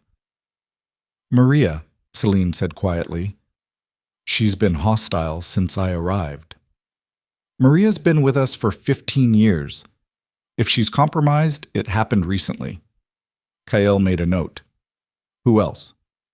"I don't know these people well enough to judge. Then we'll have to flush them out." Kael closed his laptop. "I'm hosting a meeting here tonight. Key members of the organization. You'll attend as my wife." "Why?" "Because whoever's feeding information to the DeLuca family will report everything they see. Your presence, your behavior, how we interact." His gray eyes held hers. "We're going to give them something specific to report, something designed to make Antonio DeLuca think we're vulnerable." "Bait." "Exactly." Selene processed that. "And then what?" "Then we track how that information moves, who it reaches first, how quickly it travels." Kael leaned forward. "The spy will expose themselves by acting on false intelligence." "What if they don't take the bait?" "They will. Antonio DeLuca is ambitious and impatient. If he thinks he has an opportunity to weaken me, he'll move immediately." "And if you're wrong? Then people die." Kael's expression was completely serious. "Probably starting with us." The words landed heavy between them. Selene swallowed. "What do you need me to do?" "During the meeting, I'm going to argue with you publicly. Make it look like we're having marital problems, like the contract arrangement is falling apart." He paused. "It'll be uncomfortable, personal, deliberately humiliating. You want them to think I'm weak. I want them to think you're exploitable." Kael's voice softened fractionally. "Can you handle that?" Selene thought about 23 years of humiliation from her own family, 23 years of performing weakness to survive. "Yes," she said, "I can handle it." "Good." Kael stood. "The meeting starts at 8 tonight. Dress formally." And Selene, he stopped at the office door. "Whatever I say during that meeting, remember it's not real, it's strategy." "I know." He left. Selene sat alone in his office, staring at the closed door, and wondered how long she could keep pretending strength while everyone around her searched for cracks. The day crawled past with agonizing slowness. Selene tried to eat breakfast but couldn't stomach food, wandered the mansion aimlessly, avoided the staff, who watched her with varying degrees of curiosity and judgment. At 3 o'clock, Mrs. Castellano arrived at the master suite with the same team of assistants from before. "Mr. Virelli requested you be prepared for tonight's meeting," she said coolly. "Something elegant but not overstated." They dressed her in midnight blue silk, pinned her hair up severely, applied makeup that made her look polished and fragile simultaneously.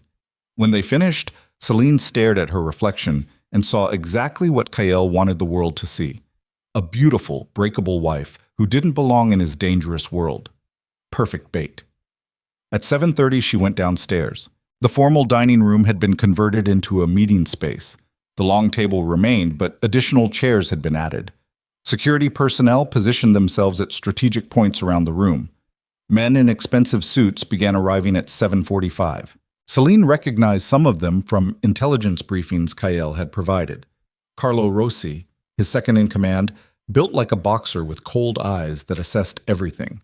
Vincent Torres, financial operations, sharp-featured and calculating. Marco Santini, logistics coordinator, younger than the others but carrying himself with quiet authority. 6 others she didn't know. They all stopped talking when she entered. Kael stood near the head of the table, already deep in conversation with Carlo. He glanced at Selene, nodded once, then returned his attention to business. No greeting, no acknowledgement beyond that brief nod. The performance had already started. Selene took a seat near the middle of the table, close enough to observe, far enough to seem separate from Kael's immediate circle. The meeting began at exactly 8 o'clock. Kael outlined recent developments in shipping operations, territory disputes with smaller organizations, profit margins from various enterprises. Everyone listened with focused intensity, asking sharp questions, debating strategy. Selene sat silently, watching everything, trying to identify which of these powerful men might betray the organization to the DeLuca family. 30 minutes into the meeting, Kael's phone buzzed. He checked it, frowned, then looked at Selene. "We need to talk," he said flatly. "Now." Every head turned toward her. "Can it wait?" Selene asked carefully. "You're in the middle of—" "No, it can't wait." Kael stood. "Everyone take 15 minutes. Carlo, review the Eastern Corridor proposals." He walked out of the dining room. Selene followed, pulse hammering. They entered the hallway. Kael grabbed her arm. Not hard enough to hurt, but firm enough that everyone watching through the open doorway would see it, and pulled her into a nearby sitting room. He closed the door, but didn't lower his voice. "I just got confirmation that your family is still making inquiries about our arrangement," Kael said loudly. Angry, "Your father called 3 of my business associates asking about the contract terms. I didn't know he was—" "I don't care what you knew. I care that your family is embarrassing me publicly." Kael's voice carried perfectly through the door. "I paid their debts. That should have been the end of it. I'll talk to them. You'll do nothing. You'll stay here and keep your mouth shut like we agreed." He paused deliberately. "Unless you're having second thoughts about this arrangement." Silence. Selene made her voice small, uncertain. "Are you? I'm having serious doubts about whether you're worth the complications you're bringing into my organization." The words stung despite knowing they were performance. "Kael, we'll discuss this later. Get back in there and stay quiet." He opened the door and walked back to the dining room. Selene stood alone in the sitting room for a calculated moment, long enough for everyone to think she was upset, then returned to her seat. Every eye tracked her, some pitying, some satisfied, all assessing. The meeting continued, but the dynamic had shifted. Now the men glanced at Selene differently, spoke more freely, acted like she wasn't really present, like she didn't matter. Perfect. At 9:30, the meeting concluded. The men departed in clusters, talking amongst themselves, ignoring Selene completely as they filed past. Carlos stopped beside Kael. "Everything all right, boss?" "Fine," Kael said shortly. "Just contract complications. Nothing that affects business." "You sure? Because if the arrangement is unstable, it's handled." Carlo nodded and left. Selene and Kael were alone. He turned to her, expression carefully neutral. "Well done," he said quietly. "That was awful." "It was necessary." Kael pulled out his phone. "Now we wait.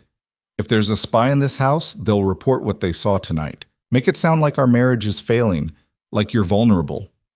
And then? Then Antonio De Luca will make his move." The move came faster than either of them expected. The next morning, Selene woke to shouting in the hallway. She threw on clothes and ran to the door. Security personnel rushed past. Kael's voice barked orders from somewhere downstairs. Something had happened. Something bad. Selene ran downstairs. The foyer was chaos. Armed guards, staff members huddled in corners. Mrs. Castellano standing pale-faced near the main doors. Kael stood in the center of the room holding a tablet, his expression murderous. "What's going on?" Selene asked. He turned the tablet toward her. On the screen was a news article from a major city publication.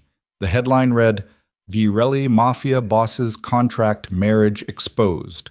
Sources confirm 1-year arrangement. Below it were photographs of Selene at the gala where she'd met Kael, of the contract signing at her family's mansion, of her entering the Virelli estate, and direct quotes from an anonymous source detailing the entire arrangement. The debt payment, the temporary nature of the marriage, everything. How? Selene's voice died. Someone leaked it, Kael said, voice like ice. Someone with access to private information about our agreement. The spy. Yes. He set the tablet down. But it's worse than that. He pulled up another article. This one was from a financial news site. The headline, Virelli syndicate instability raises questions about leadership. Investors concerned. The De Luca family is using this to attack your credibility, Selene said. They're using it to attack everything. Kael's jaw was tight. 3 business partners called this morning threatening to pull investments. The Santoro family is reconsidering our shipping contracts. Even members of my own organization are questioning whether I can maintain control. Because you married me. Because I made a decision that looks weak publicly. Contract marriages aren't uncommon in this world, but they're supposed to appear legitimate, permanent. His gray eyes met hers. Now everyone knows it's temporary, which makes me look desperate, unstable. Selene felt sick. I'm sorry. Don't apologize. This isn't your fault. Kael turned to Carlo, who'd appeared in the doorway. Any progress identifying the leak? We're close, Carlo said. Financial records show 3 staff members received unusual payments in the last 48 hours. We're bringing them in for questioning now. Do it quietly.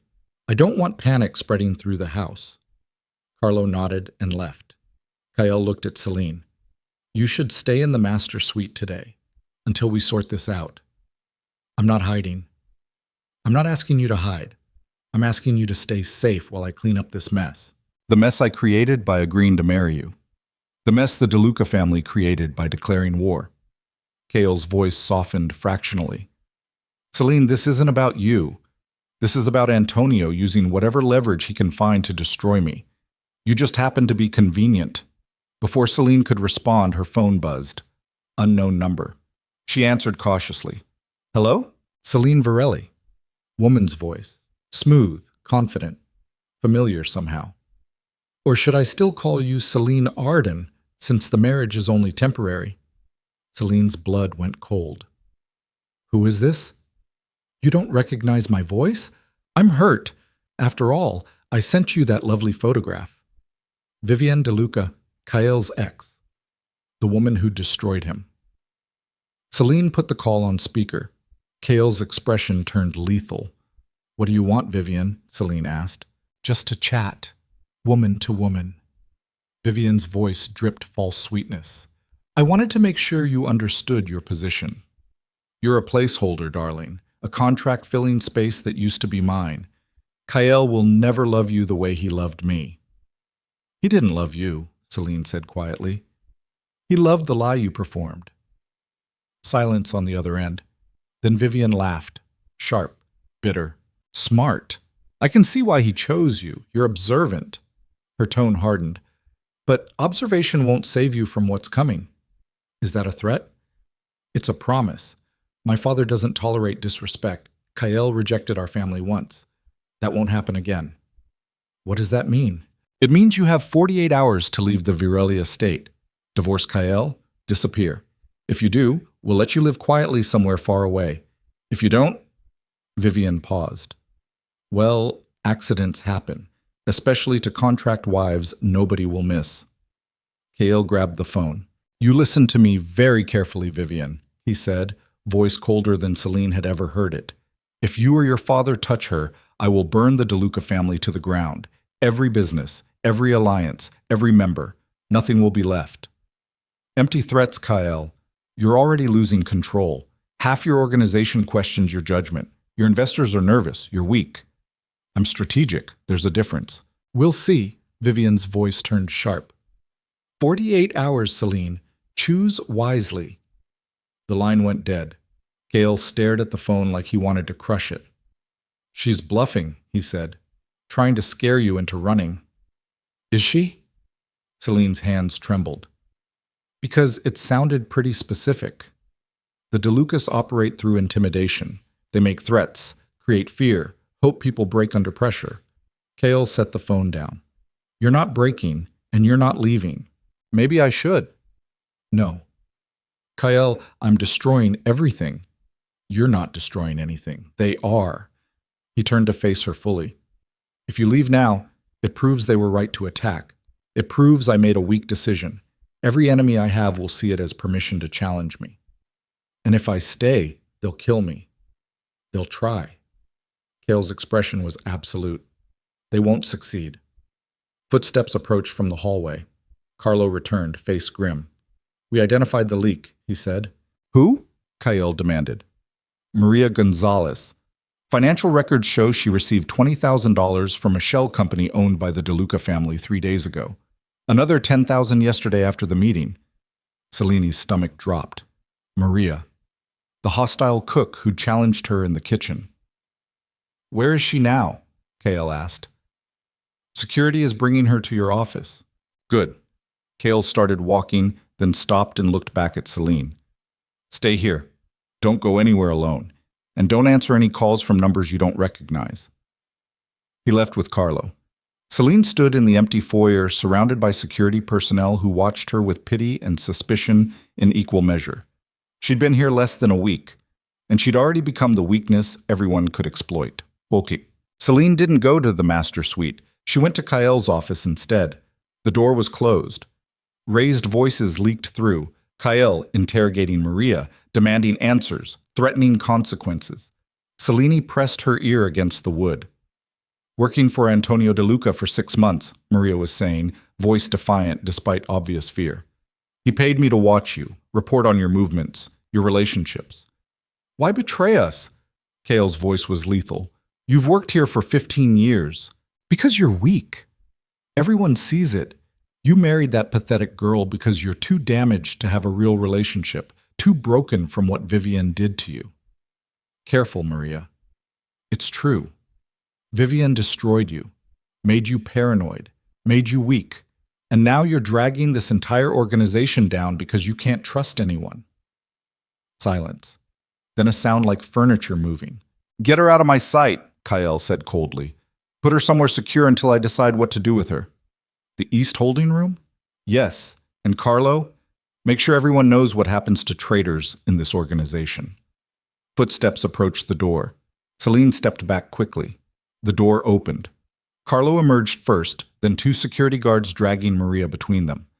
The woman's face was streaked with tears, her earlier defiance crumbling into terror. She saw Selene and lunged forward. This is your fault, Maria screamed. He was stable before you came here. You ruined everything. The guards pulled her away. Her screams echoed down the hallway until a door slammed somewhere distant. Kael appeared in the office doorway. He looked exhausted, furious, hurt in ways he'd never admit. You heard, he said. Yes. She's wrong. Is she? Selene stepped closer. You did marry me because you can't trust anyone real, because Vivian broke something inside you. That's not... It's true, Kael, and now people are dying because of it. My presence here is destroying your organization. My organization was already fractured.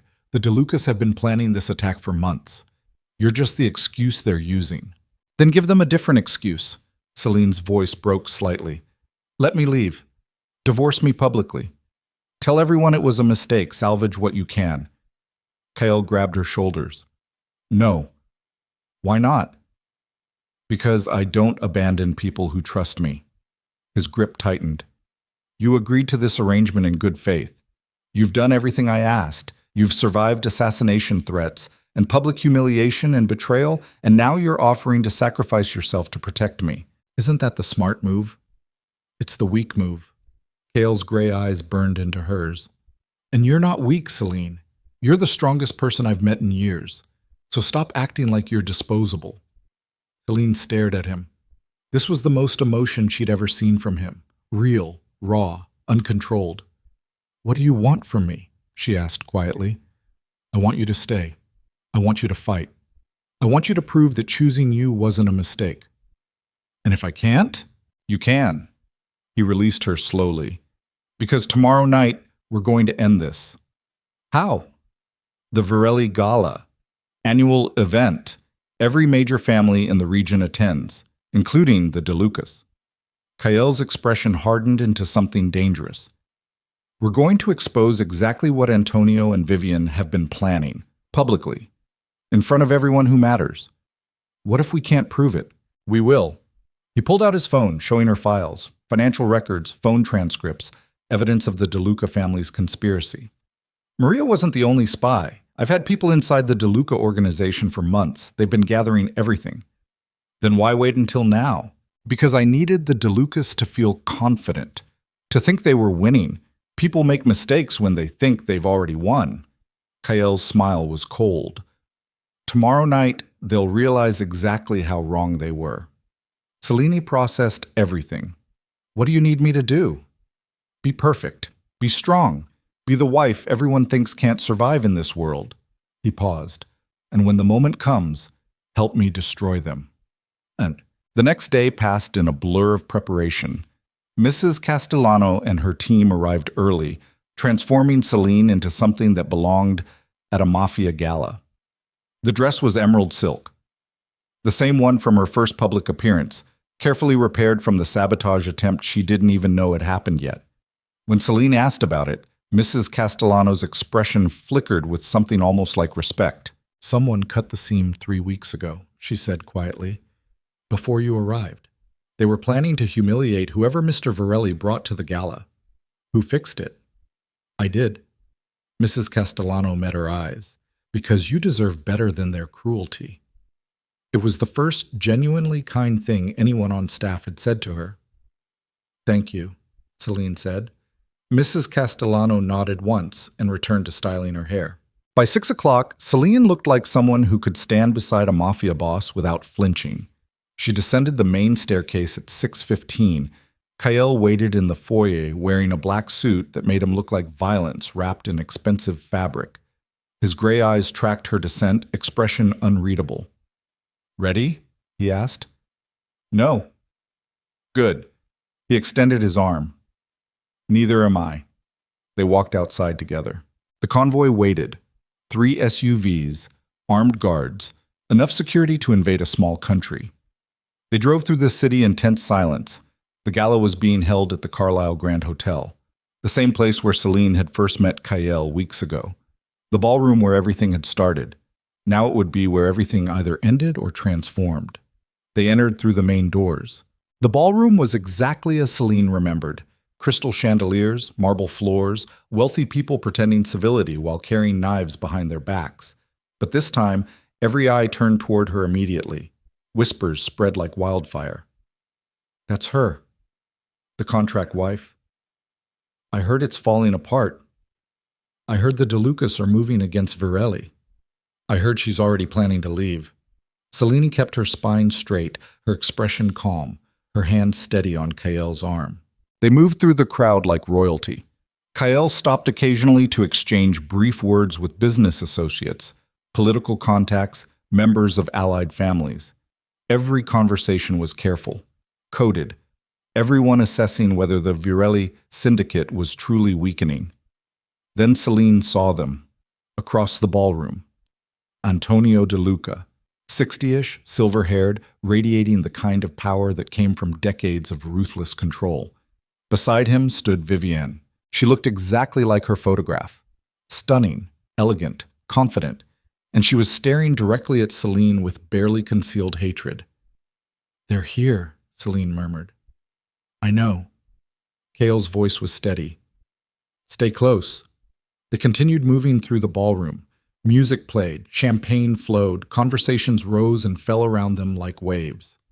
At 7:30, Antonio DeLuca approached. He moved through the crowd like he owned it, because in many ways he did. Half the politicians in the room owed him favors. Half the businessmen laundered money through his operations. He stopped directly in front of Kael.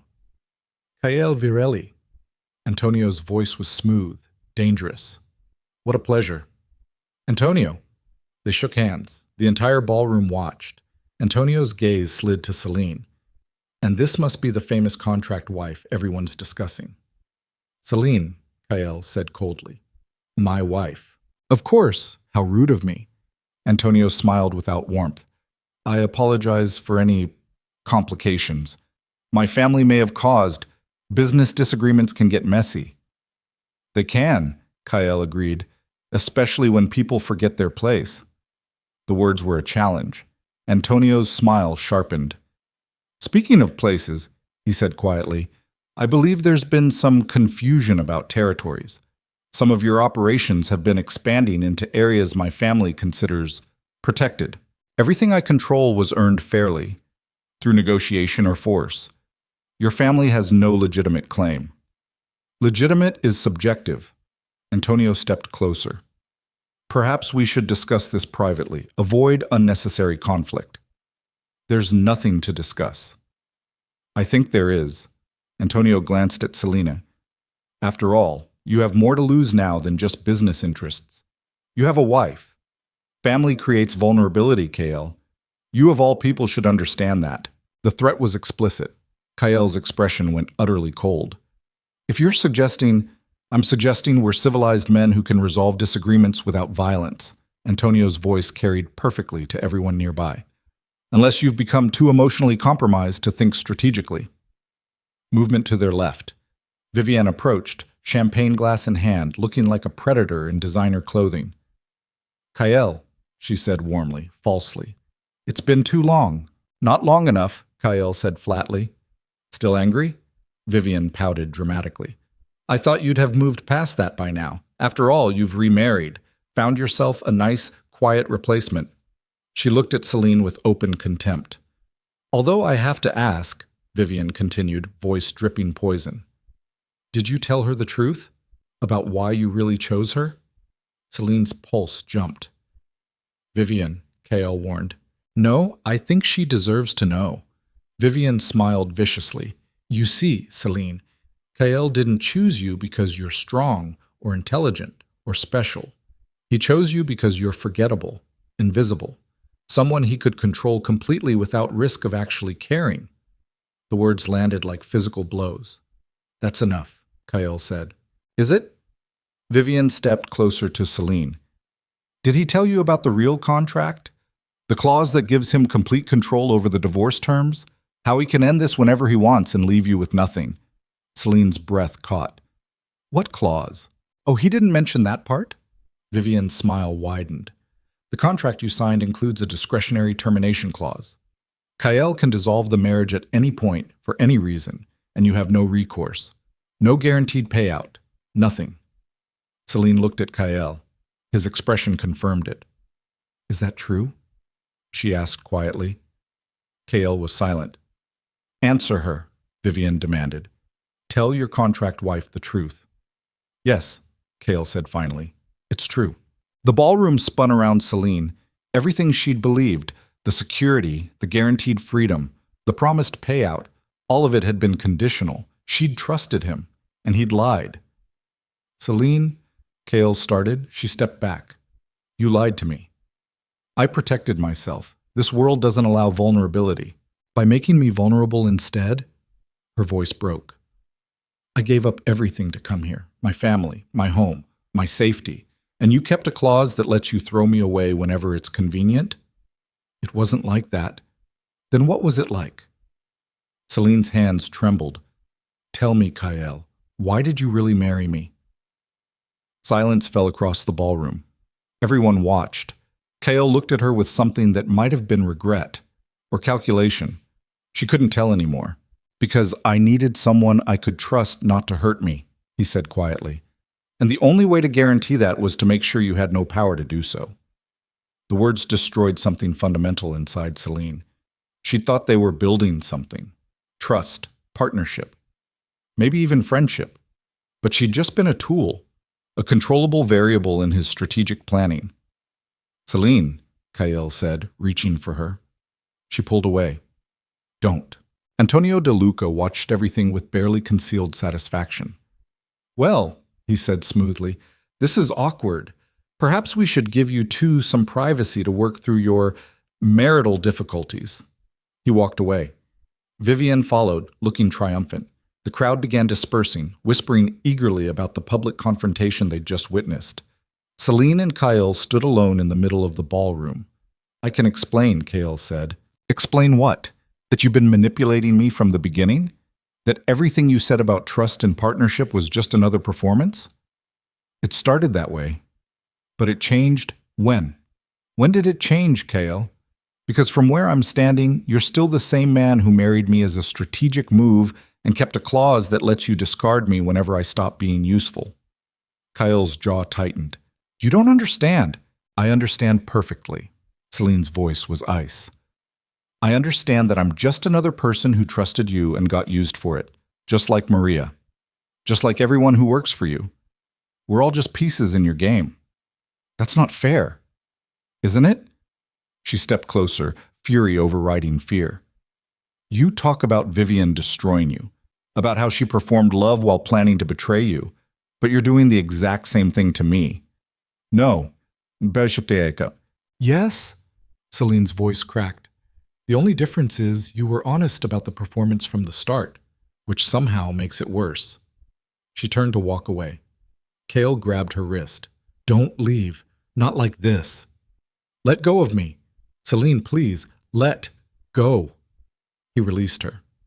Selene walked away across the ballroom floor, past staring socialites and whispering politicians, past the chandelle. Selene walked away across the ballroom floor, past staring socialites and whispering politicians, past the chandeliers that had witnessed her first meeting with Kael weeks ago, toward the exit where freedom waited like a promise she'd been too desperate to question.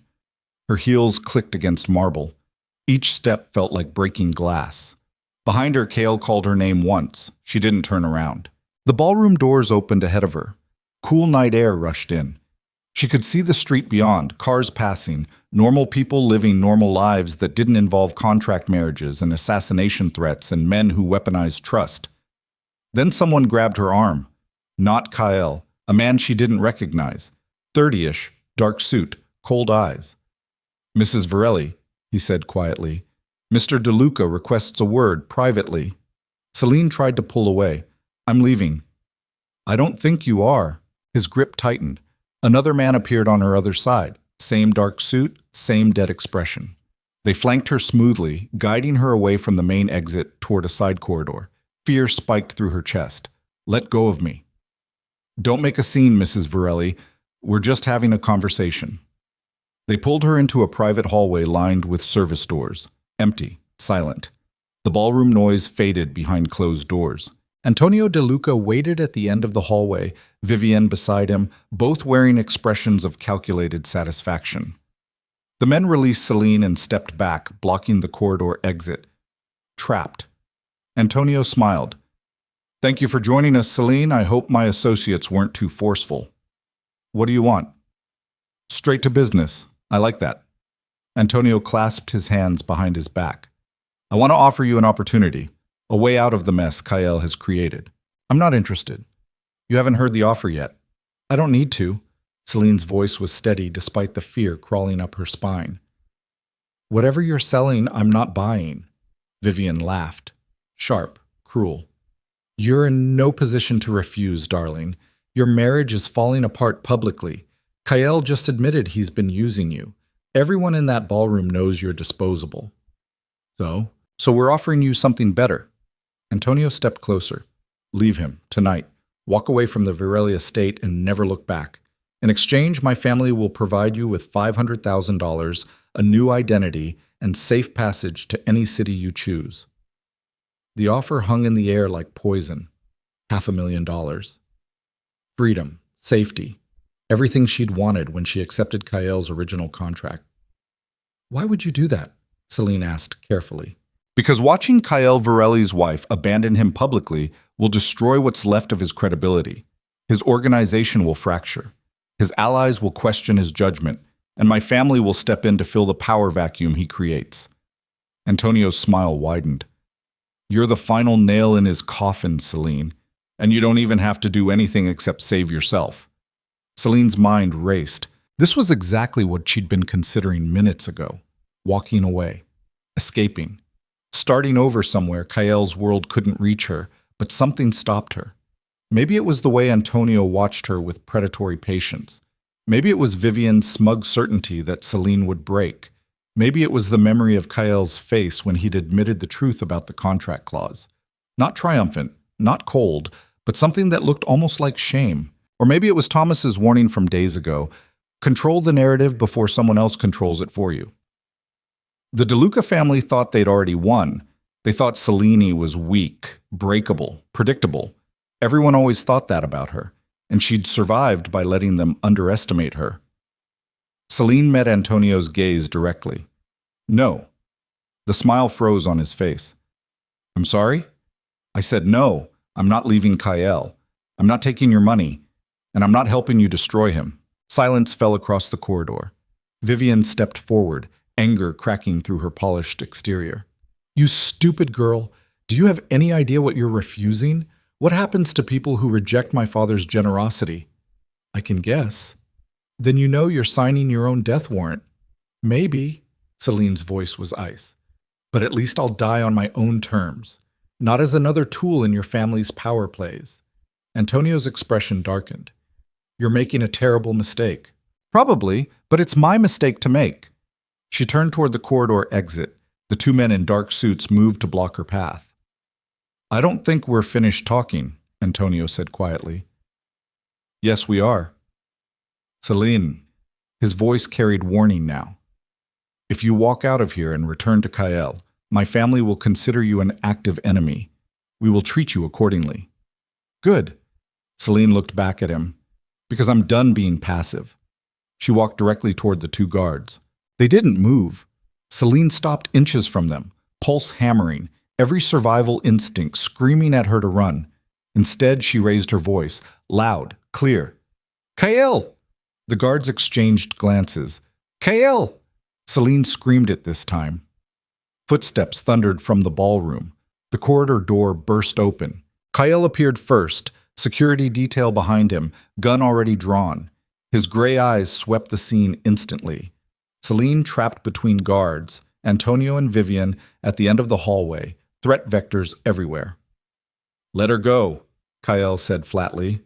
Antonio raised his hands in mock surrender. We were just talking, having a friendly conversation. Friendly conversations don't require armed escorts.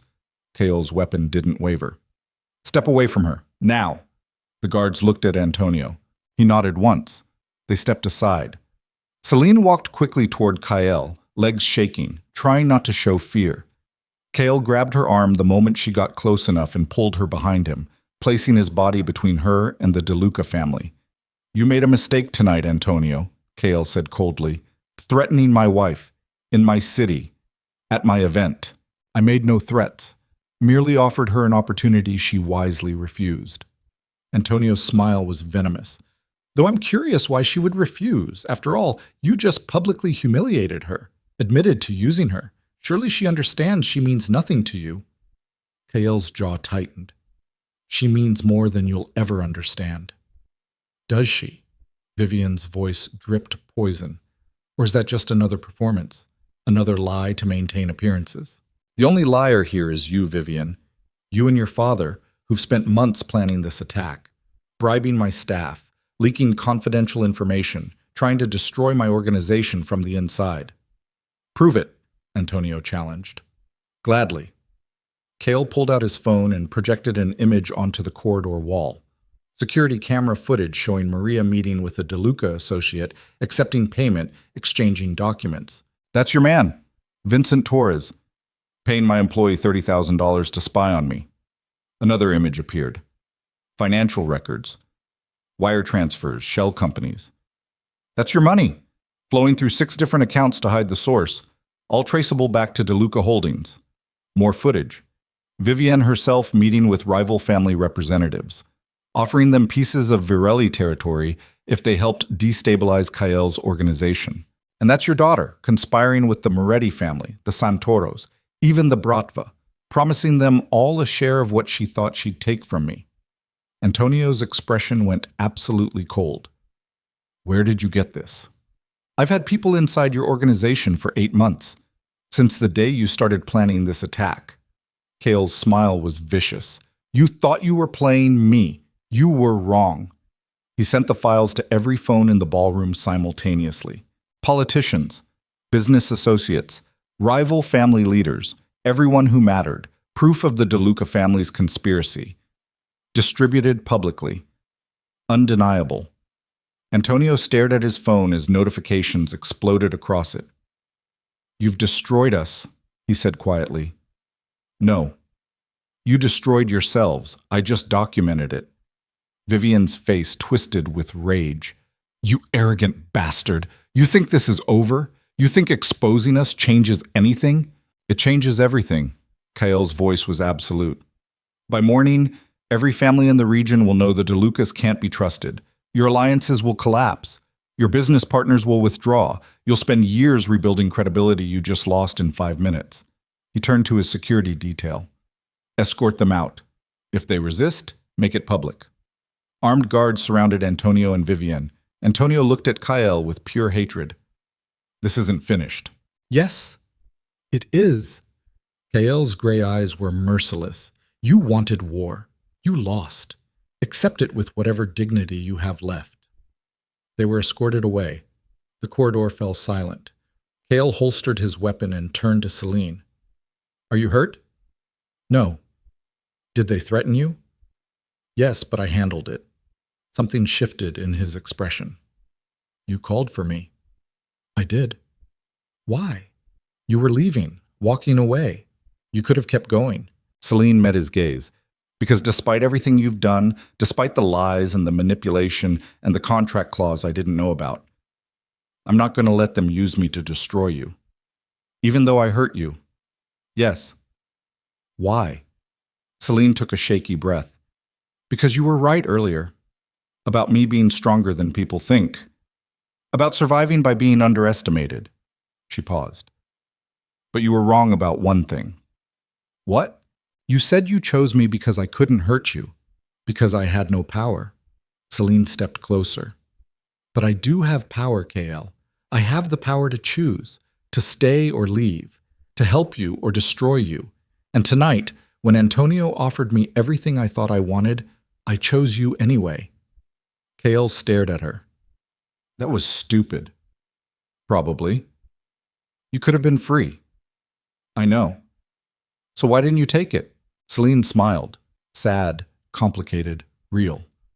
Because freedom doesn't mean anything if I earn it by becoming exactly what they think I am. Weak, disposable, a tool they can use and discard. Silence stretched between them. Then Kael did something Selene had never seen him do. He smiled. Actually smiled. Not the cold, calculated expression he showed the world. Something genuine, surprised, almost vulnerable. You're terrifying, he said quietly. Good. Maybe you'll stop underestimating me. I already have. He pulled her closer, wrapping one arm around her waist, pressing his forehead against hers in a gesture that felt intimate and desperate simultaneously. I'm sorry, Kael said. For the clause, for not telling you, for treating you like a variable I could control. Why did you do it? Because Vivian destroyed my ability to trust anyone, and I couldn't risk being destroyed again. His voice cracked slightly. So I built walls, contracts, clauses that protected me from caring. Did it work? No. Kael pulled back enough to look at her.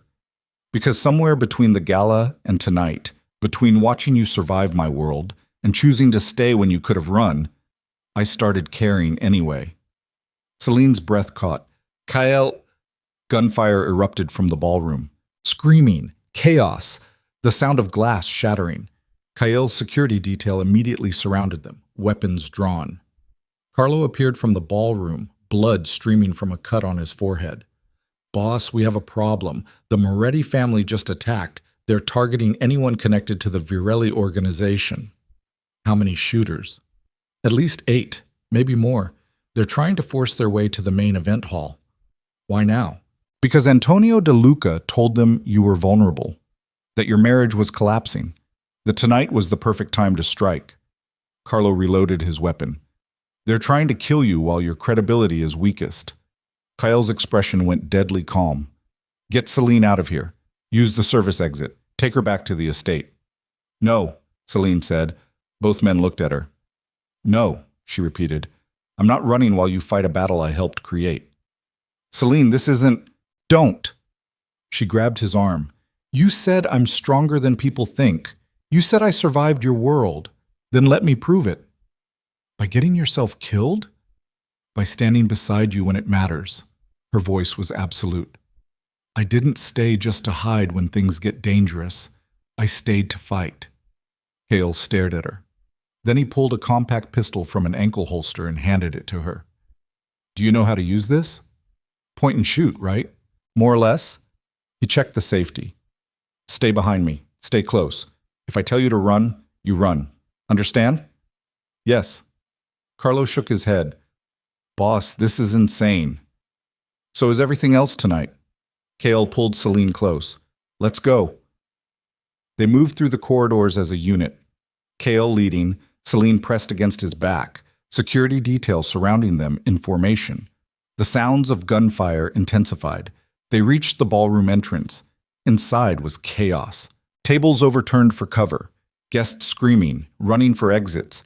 Men in dark suits firing weapons at security personnel. Blood on marble floors. The Moretti family had come prepared for war. Kael assessed everything in seconds. Carlo, take your team left. Flank them from the service corridors. Drive them toward the main exit. What about you? I'm going to end this. Kael looked at Selene. You ready? Her hands trembled, but her voice was steady. Yes. They entered the ballroom. Bullets tore through the air immediately. Kael fired back with brutal precision. One Moretti soldier went down. Then another. His security detail moved like trained killers, coordinating fire, providing cover, systematically dismantling the attack. Selene stayed low behind an overturned table, weapon clutched in shaking hands, trying not to panic as violence exploded around her. A Moretti soldier appeared to their right. Kael was reloading, vulnerable. The soldier raised his weapon. Selene didn't think. She aimed and fired. The recoil shocked through her arms. Her ears rang. The bullet caught the soldier in the shoulder, spinning him sideways. Not a kill shot, but enough. Kael finished reloading and put the man down with 2 shots to center mass. He looked at Selene. Good instinct. She couldn't speak, could barely breathe. She just shot someone. Actually shot another human being. Her hands wouldn't stop shaking. Kael grabbed her face, forcing her to look at him. Hey, focus on me. You did what you had to do. That man would have killed us both. You protected yourself. You protected me. That's all that matters. Selene nodded numbly. More gunfire. Carlo's team appeared from the left, driving the remaining Moretti soldiers toward the main exit. The attack was collapsing, falling apart. Then someone shouted from across the ballroom. Virelli! A man stepped into the open. 50-ish. Scarred face. Expensive suit ruined by blood and sweat. Lorenzo Moretti, head of the Moretti family. He held a gun in each hand. You think you've won? Lorenzo screamed. You think destroying the De Lucas changes anything? We're coming for you next, all of us, every family you've ever crossed. Then come, Kael said coldly. I'll destroy you the same way I destroyed them. Not if I destroy you first. Lorenzo raised both weapons. Time seemed to slow. Kael pushed Selene down behind the table. Gunfire erupted, but not from Lorenzo. From behind him. Someone had shot him from the back. Lorenzo collapsed, revealing the shooter. Kael's grandfather, Lorenzo Virelli. The old man stood near the orchestra platform, cane in one hand, antique revolver in the other, looking like death personified. Nobody threatens my grandson, the elder Lorenzo said calmly. The remaining Moretti soldiers dropped their weapons immediately. Surrender. The ballroom fell silent except for groaning wounded and distant sirens.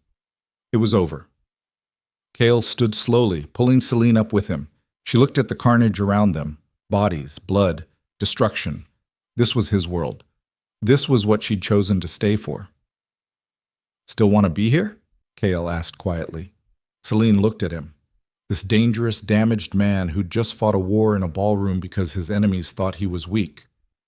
Yes, she said, and meant it. Tum. The aftermath took hours. Police arrived. Federal agents, investigators, everyone carefully avoiding asking real questions because everyone understood the Virelli family's power extended into every level of law enforcement.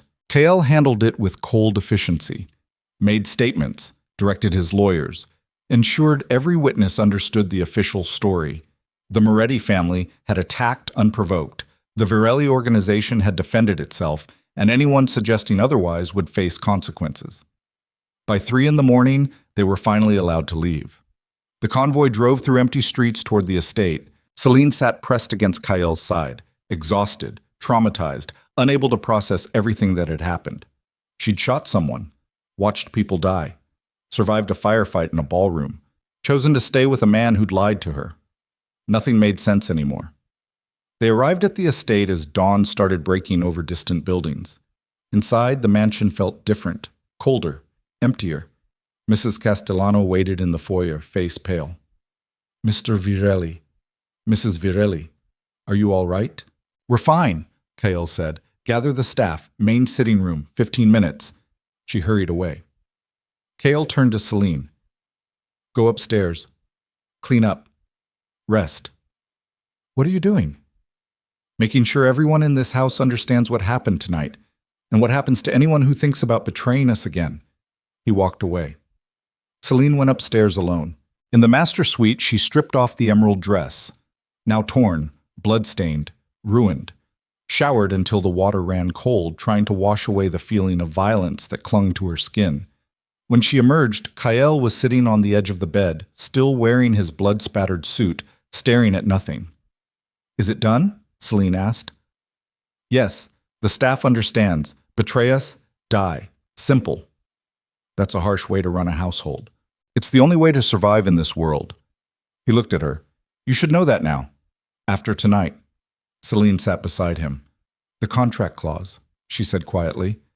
"The one that lets you terminate our marriage whenever you want." "What about it?" "I want you to remove it." Kael turned to face her fully. "Why?"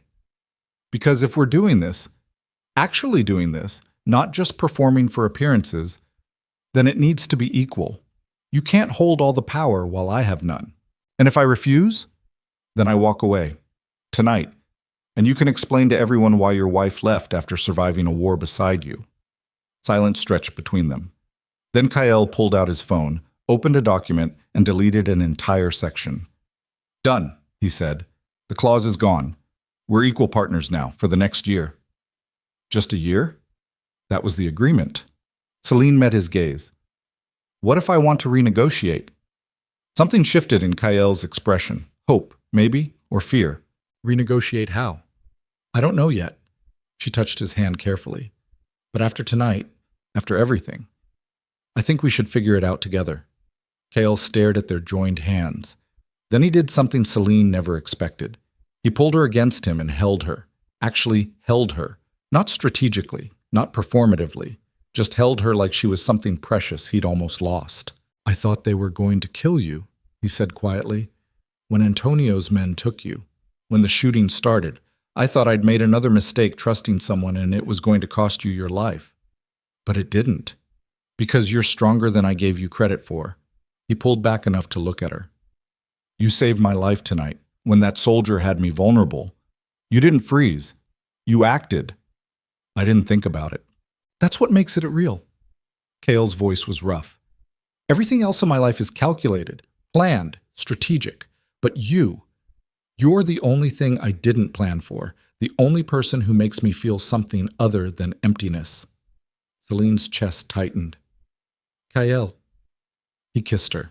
Not gentle, not controlled, desperate and real and terrifying in its honesty.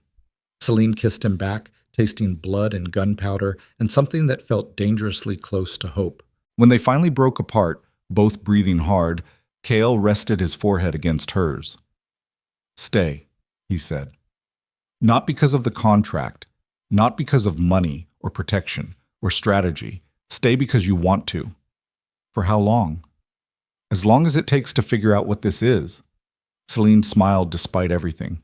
Despite the violence, despite the fear, despite knowing his world would keep trying to destroy them both. "Okay," she said. Okay? I'll stay. We'll figure it out together. Kael exhaled like he'd been holding his breath for weeks. Then he pulled her closer, and they lay together in the massive bed as dawn light filtered through the windows. Two damaged people who'd somehow found something real inside a contract built on lies. Outside, the city woke up. The DeLuca family began their collapse, exactly as Kael had predicted. The Moretti family scattered, leaderless and broken. And inside the Virelli estate, the invisible girl who'd survived her family's cruelty finally understood her own power. She'd stopped being prey and become something far more dangerous, a queen learning to rule beside a king who'd finally learned to trust. But in the shadows beyond the estate walls, enemies watched and waited, because destroying the DeLucas and the Morettis had created a power vacuum, and nature, even criminal nature, abhors a vacuum. The war wasn't over. It was just beginning. 3 months passed like watching ice melt. Slow, inevitable, transformative. The city changed around them. The DeLuca family's empire crumbled exactly as Kael had predicted. Business partners withdrew, political allies distanced themselves, and Antonio's once feared name became synonymous with failed strategy and public humiliation. Vivienne disappeared entirely, some said to Europe, others whispered she'd been disowned by her own father for the catastrophic failure at the gala. The Moretti family scattered after Lorenzo's death, fragments absorbed by rival organizations or driven underground by federal investigations that Kael had quietly orchestrated through contacts in law enforcement. The Virelli syndicate filled the vacuum left behind, expanding territories, securing new alliances, consolidating power until Kael's control stretched across the entire region, undisputed. But inside the estate, something quieter was happening, something neither Kael nor Selene had planned for. They were actually building something real. It started small. Conversations over breakfast that lasted longer than necessary. Kael coming home earlier, finding Selene in the library or the kitchen, sitting with her instead of disappearing into his office. Selene asking questions about his business, offering observations that were occasionally insightful enough to make him reconsider strategies. Trust growing in increments too small to notice until suddenly it was there, solid and undeniable between them. The staff noticed. Mrs. Castellano commented once that the mansion felt warmer, though the temperature hadn't changed. Thomas smiled knowingly when he saw them together in the kitchen at odd hours. Talking quietly over coffee, neither of them was actually drinking. Even Kael's grandfather noticed during his weekly visits, watching them interact with sharp eyes that missed nothing. "You're different," Lorenzo observed one afternoon, sitting in the main parlor with Kael while Selene worked in the adjacent library. "Softer." "I'm not soft," Kael said flatly. "Not weak soft. Human soft." The old man gestured toward the library where Selene's silhouette was visible through the doorway. "She's changed you. The contract ends in 9 months. "Does it?" Lorenzo smiled knowingly. "Or have you already decided you're not letting her go?" Kael didn't answer. Because the truth was complicated and terrifying, and he wasn't ready to admit it yet, even to himself. He'd fallen in love with his contract wife. Somewhere between watching her survive assassination threats and public humiliation, between holding her after the ballroom massacre and waking up beside her when nightmares made her cry out in her sleep, Kael had crossed a line he'd sworn never to approach again. He cared. Actually, genuinely cared about someone other than himself, and it scared him more than any enemy ever had. Winter arrived early that year, bringing snow that blanketed the estate grounds in white silence. Selene stood at the master suite windows on a Tuesday morning, watching frost patterns form on glass, thinking about how different her life had become. 4 months ago, she'd been invisible, ignored. Surviving in her family's mansion by becoming so small, nobody remembered she existed. Now she was visible everywhere. The staff greeted her respectfully. Security personnel nodded when she passed. Business associates who visited the estate treated her like someone who mattered, because she did matter. To Kael's organization, to the carefully maintained appearance of stability, to the political alliances built on the foundation of his marriage. But did she matter to him? That question kept her awake most nights. Since the gala, since the attack, Since the night they'd kissed like drowning people reaching for air, things had shifted between them, become more intense, more complicated. They shared the master suite now. Actually shared it, not just occupied the same space. Some nights Kael held her while she slept. Other nights she woke to find him watching her in the darkness, expression unreadable. They didn't talk about it, didn't acknowledge the way their arrangement had transformed into something that looked dangerously close to real, because acknowledging it meant confronting the expiration date still written into their contract. 9 months. Then freedom. Then goodbye. Selene pressed her forehead against the cold window and tried not to think about how much leaving would hurt now. A knock sounded on the suite door. She opened it to find Mrs. Castellano, expression more serious than usual. Mrs. Virelli, there's someone here to see you. Who? Your sister. Celine's stomach dropped. Margot. Here. At the estate. Did Kael? Mr. Virelli is in meetings downtown. He won't return until this evening. Mrs. Castellano's voice was carefully neutral. Your sister is waiting in the front parlor. Shall I tell her you're unavailable? Every instinct screamed yes. Send Margot away. Avoid the confrontation. Protect the fragile peace Selene had built inside this dangerous new life. But she'd stopped being the girl who hid from difficult conversations. No, Selene said. I'll see her. She dressed quickly in dark jeans and a gray sweater, pulled her hair back, and went downstairs with her pulse hammering. Margot sat in the front parlor, looking out of place among the expensive furniture and original artwork. She wore designer clothes their parents definitely couldn't afford anymore, makeup applied with the desperation of someone trying to maintain appearances while everything collapsed. She stood when Selene entered. They stared at each other across the elegant room. Hi, Margot said finally. Awkward silence. Then Margot gestured around the parlor. This is really something. The whole place. It's like a palace. It's a prison that looks like a palace. Still better than what we have now. Margot's voice cracked slightly. Mom and Dad sold the house last month. We're living in a 2-bedroom apartment across town. Everything's gone. Selene felt nothing. No satisfaction. No guilt. Just emptiness where family connections used to live. Why are you here, Margot? Because I wanted to see you, to apologize. Margot twisted her hands together nervously. For how we treated you all those years. It was wrong. I was wrong. Yes, it was. I know that now. I didn't understand before. How much you sacrificed. How much you endured silently while we ignored you. And now you understand because your life fell apart and mine didn't? Margot flinched. That's fair. It's honest. Selene crossed her arms. You're not here to apologize, Margot. You're here because you want something. So what is it? Money? Help? A connection to Kael's organization? No. Margot's eyes filled with tears. I just wanted to see my sister, to tell her I'm sorry, to maybe, I don't know, try to fix what we broke. You can't fix it. Why not? Because I'm not the same person anymore. Selene's voice was steady. The girl you ignored doesn't exist. She died the day I walked out of that house. The person standing here now is someone you've never met. Then let me meet her. Margot stepped closer. Please, Selene, we're still sisters. That has to count for something. Selene studied her sister's face. The desperation, the genuine regret mixed with self-interest. Part of her wanted to forgive, to rebuild something from the ruins of their relationship. But a larger part remembered every humiliation, every dismissal, every moment she'd been treated like she didn't matter.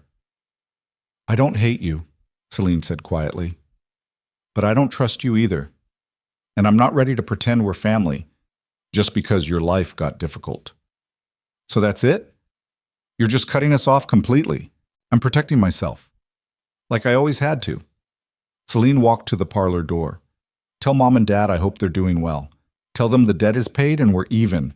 But don't come back here expecting reconciliation when you only showed up because I finally have something you want. Selene, goodbye, Margot. She left her sister standing in the parlor and went upstairs, ignoring the tears streaming down Margot's face, refusing to feel guilty for choosing herself over family that had never chosen her.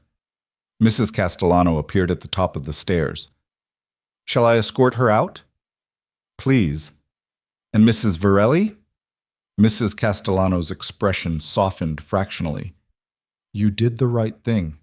Selene nodded, not trusting her voice. She returned to the master suite and sat on the edge of the bed, shaking with emotion she couldn't name.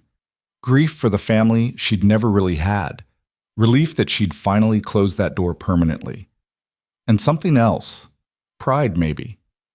For the first time in her life, Selene had stood her ground, set boundaries, refused to be manipulated by people who'd spent decades making her feel worthless. She'd chosen herself, and it felt like freedom.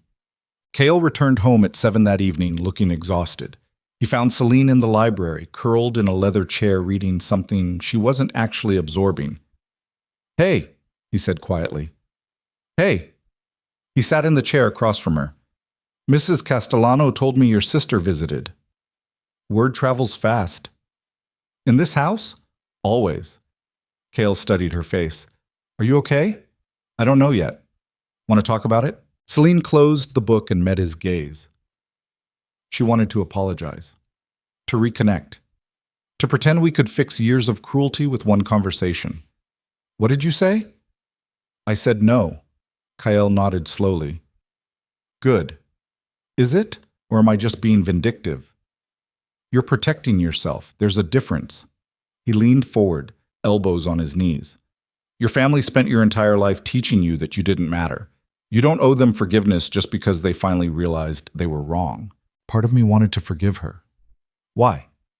"Because she's my sister. Because I'm supposed to want family connections." Selene's voice cracked. "Because being alone is terrifying." "You're not alone." The words landed between them with unexpected weight. Selene looked at Kael directly. "Aren't I? We have 9 months left on a contract. Then I leave. Go start my life somewhere else. Become someone new." She paused. "That's still the plan, right?" Kael was quiet for a long moment. "I don't know," he admitted finally. "You don't know?" "The plan was 1 year clean separation. You walk away with money and freedom and I go back to being alone." He rubbed his face tiredly. "But that was before." "Before what?" "Before you became more than just a contract." Kael's gray eyes held hers with brutal honesty. "Before I started caring whether you stayed or left. Before I started imagining what it would feel like when you're gone." Selene's breath caught. "Kael, I know what the agreement was. I know I promised you freedom. And I'll keep that promise." His voice roughened. "But I need you to know that if you choose to stay, not because of the contract, not because of money or protection, but because you actually want to. I want that too." The confession hung in the air between them. Selene stood slowly and crossed to his chair. Kael looked up at her, vulnerable in a way she'd never seen him. She touched his face carefully. "Ask me," she said quietly. "Ask you what?" "Ask me to stay. Not as part of a contract, not as a strategic move. Ask me because you want me here." Kael stood, pulling her close, his hands trembling slightly against her waist. "Stay," he said, voice rough, honest, terrified. "Stay because I'm asking, because I want you here, because I—" He stopped, struggling with words he'd probably never said before. "Because I love you." Selene's eyes filled with tears. "Say it again." "I love you, Selene, and I'm terrified you're going to leave anyway." She kissed him, deep and real, and full of everything she'd been too afraid to feel. When they broke apart, both breathing hard, Selene pressed her forehead against his. "I love you too," she whispered. "And I'm staying, not for 9 more months, not for a contract. I'm staying because this is home now." Kael held her like she might disappear if he let go, and maybe she would have once. But the invisible girl who'd learned to survive by disappearing had finally found someone worth being visible for. 1 month later, on a cold February evening, Kael gathered his entire organization in the main ballroom of the Virelli estate. Associates, soldiers, key members of every operation, everyone who mattered within the syndicate. They stood in careful clusters, suited and armed, waiting for whatever announcement their boss needed to make. Selene stood beside Kael near the fireplace, wearing midnight blue silk, looking every inch the mafia queen she'd become. Kael's grandfather sat in a high-backed chair nearby, watching everything with sharp eyes. Carlo stood at attention near the doors, security detail positioned strategically throughout the room. When everyone had assembled, Kael stepped forward. The room fell silent immediately. 5 months ago, Kael began, voice carrying easily across the space, I married Selene Arden as part of a business arrangement, a contract designed to serve strategic purposes while maintaining the appearance of stability. Murmurs rippled through the crowd. That contract included a 1-year term, after which the marriage would dissolve and we would part ways. Kael paused. Tonight, I'm announcing that the contract is void. More murmurs, louder this time. Not because it failed, not because either of us violated terms, but because it's no longer relevant. Kael reached for Selene's hand. What started as strategy became something real, and I'm not interested in pretending otherwise anymore. He pulled out a document and held it up. This is the original contract, every clause, every term, every condition that defined our arrangement. Then he walked to the fireplace and threw it in. The paper caught immediately, flames consuming words that no longer mattered. As of tonight, Kael continued, Selene is not my contract wife. She is simply my wife. No expiration date, no business terms, just a marriage built on choice instead of necessity. The room exploded with reactions. Some approval, some surprise. Some skepticism from older members who'd seen Kael's walls and never expected them to come down. Carlo started clapping. Then others joined. Within seconds, the entire ballroom was applauding. Kael's grandfather stood slowly, using his cane for support, and raised a glass. To the new era of the Virelli family, Lorenzo said, led by a king who finally learned that strength doesn't require being alone. Everyone drank. Selene squeezed Kael's hand, overwhelmed by the public declaration, by the commitment he'd just made in front of everyone who mattered in his dangerous world. You didn't have to do that, she whispered. Yes, I did. Kael looked at her. Because I'm done hiding, done protecting myself at the cost of everything else, done pretending I don't need anyone. What if I hurt you? Then I hurt, and I survive, and I keep choosing you anyway. His gray eyes held hers. That's what real looks like, Selene. Messy, terrifying, worth it.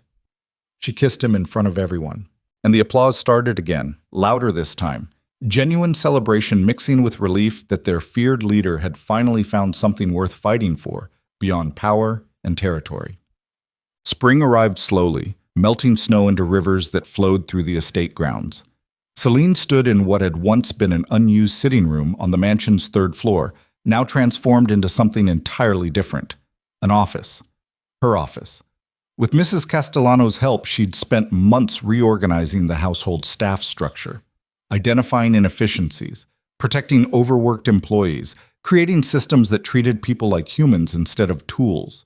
The estate ran smoother than it had in years. Even Kael noticed, commenting once that fewer staff members were quitting, fewer mistakes were happening, and the atmosphere throughout the mansion felt fundamentally different. You're building something good here, he'd said. And Selene realized she was. Not just a household system. Something bigger, purpose.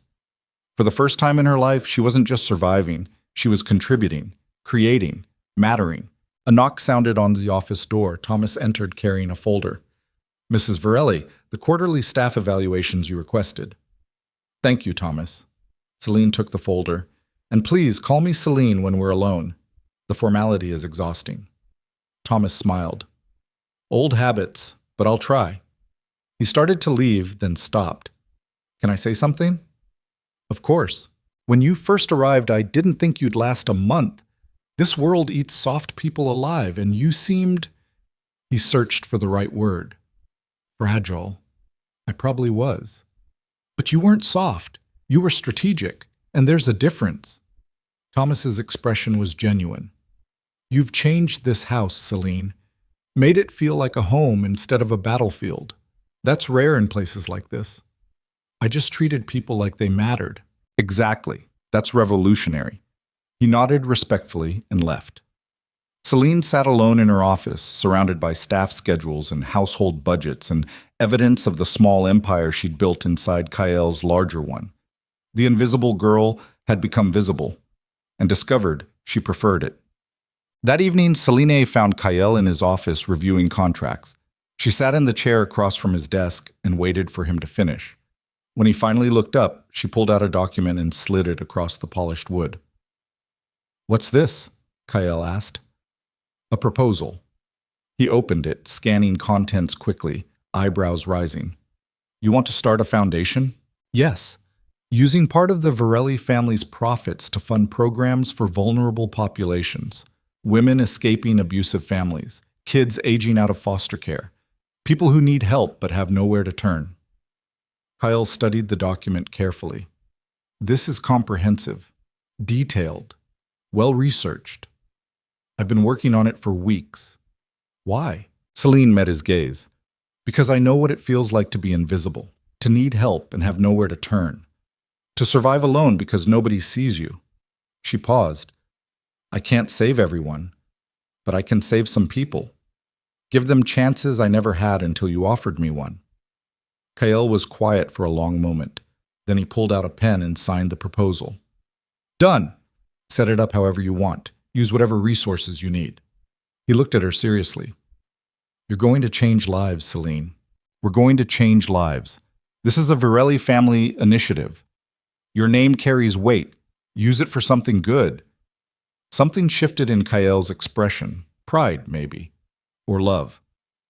"You realize this makes you more dangerous than I ever was," he said. "How?" "Because I built power through fear and violence. You're building it through hope and compassion." He smiled slightly. "People will follow you because they want to, not because they're afraid not to. That's the most dangerous kind of leadership." "Good." Selene stood and walked around the desk. "Maybe it's time the Virelli family was known for something besides being terrifying. We can be both. We will be both." She sat on the edge of his desk. "Terrifying to enemies, compassionate to people who need us. That's balance." Kael pulled her into his lap, wrapping arms around her waist, resting his chin on her shoulder. "How did I ever function without you?" he asked quietly. "You survived. Like I survived. Like everyone survives when they don't have better options. And now? Now we do better. Together." They sat like that for a long time, wrapped around each other in the office where Kael had once interrogated Maria, where he'd made countless ruthless decisions, where violence had been planned and executed. Now it was also where hope lived. 6 months after burning the contract, Selene stood in the master suite bathroom, staring at 3 pregnancy tests lined up on the marble counter. All positive. Her hands trembled as she set the 3rd test down. Pregnant. She was pregnant with Kael Virelli's child. The implications crashed over her like waves. This changed everything, made their marriage permanent in ways no contract ever could, tied them together forever through a child neither of them had planned for. Terror and joy warred inside her chest. A knock on the bathroom door. "Selene, you okay in there?" Kael's voice. She opened the door slowly. He stood in the bedroom wearing sweatpants and a t-shirt, hair messy from sleep, looking more human than Mafia Boss. "What's wrong?" he asked immediately. Selene couldn't find words. She just gestured toward the bathroom counter. Kael stepped past her, saw the tests, froze completely. Silence stretched between them. Then he turned to look at her, expression unreadable. "You're pregnant." "Yes." "With my child." "Yes." More silence. Selene's heart hammered. "Say something." Kael crossed the space between them in 2 steps and pulled her against him, holding her so tightly she could barely breathe. "I'm terrified," he said into her hair. "Me too. I don't know how to be a father. I barely know how to be a husband." "We'll figure it out." "What if I'm terrible at it?" "Then you'll be terrible at it, and you'll learn, and you'll get better." Selene pulled back enough to see his face. "You were terrible at trusting people too. Look how that turned out." Kael actually laughed. Short, surprised, genuine. "Fair point." He pressed his hand against her still flat stomach carefully, like she might shatter. "A baby," he said quietly. "We're having a baby." Are you okay with this? I don't know yet. Ask me in 9 months. His gray eyes met hers. But I know I want to try. To be the kind of father my kid deserves. To build something good instead of just surviving. That's all any of us can do. They stood together in the bathroom doorway, holding each other, contemplating a future neither had planned but both suddenly wanted desperately. Outside, the estate grounds bloomed with early summer flowers. Inside, something new was growing, something that looked like family. The Virelli Foundation launched in September, a massive event held at the same hotel where the disastrous gala had occurred months earlier. But this time, the ballroom was filled with people who wanted to help instead of people looking for weakness to exploit. Selene stood at a podium wearing a dress that accommodated her visible pregnancy, addressing a crowd of donors, politicians, and community leaders. Kael sat in the front row watching her with expression that looked dangerously close to worship. 5 years ago, Selene began, voice steady despite nerves, I was invisible. Living in a family that treated me like I didn't matter, I survived by becoming small, quiet, forgettable. The crowd listened intently. Today I stand here as someone who's visible, who matters, who has the resources and platform to help other people become visible too. She gestured to the presentation behind her showing foundation programs. The Virelli Foundation exists to give chances to people who need them, to see people everyone else overlooks, to prove that being invisible doesn't mean being worthless. Applause filled the ballroom. Selene continued outlining programs. Shelter initiatives for abuse survivors, mentorship for foster youth, job training for formerly incarcerated individuals trying to rebuild their lives. Everything funded by Virelli money being used for good instead of just consolidating power. When she finished, the applause was thunderous. Kael stood and walked to the podium, placing one hand on Selene's lower back. Protective, proud, possessive. My wife has reminded me, he said to the crowd, that power without purpose is just violence. That building empires means nothing if we're not also building hope. He looked at Selene. She's made me better, made our family better, and tonight we're committing publicly to continuing that work. He announced a $10 million endowment to the foundation. The crowd erupted. Later, after the event concluded and they returned to the estate, Selene and Kael stood together in the nursery they'd been preparing. Pale yellow walls, carefully selected furniture, windows overlooking gardens where their child would eventually play. You were incredible tonight, Kael said. I was terrified. It didn't show. Good. I'm learning from you. Selene touched the crib gently. Can you believe this is real? All of it? The foundation? The baby? This life we've built? No, but I'm grateful for it anyway. Even though it started as a contract? Especially because it started as a contract. Kael pulled her close. Because it proves that sometimes the best things come from unexpected places. That walls built for protection can become doors if you're brave enough to open them. Selene rested her head against his chest, listening to his heartbeat, feeling their baby move inside her. I love you, she said. I love you too. Both of you. Outside, snow began falling again. The first snow of winter covering the estate grounds in white silence. But inside the mansion, warmth had finally taken root. Selene gave birth to a daughter on a freezing January night. Small, perfect, dark hair like her mother, gray eyes like her father. They named her Elena. Kael held his daughter for the first time with hands that trembled, looking terrified and awed simultaneously. She's so small, he whispered. All babies are small, Selene said from the hospital bed, exhausted and happy. What if I drop her? You won't. What if I'm a terrible father? You won't be. How do you know? Because you're already worried about it. Terrible fathers don't worry. Selene smiled. You're going to be fine, Kael. We both are. Elena made a small sound, not quite crying, more like questioning whether this new world was safe. Kael looked down at his daughter, and something fundamental shifted in his expression. The Mafia Boss, who'd spent decades building walls, protecting himself, trusting nobody, he cracked open completely. I'll protect you, he told Elena quietly. Both of you. Always. Nobody will ever hurt you the way the world tried to hurt us.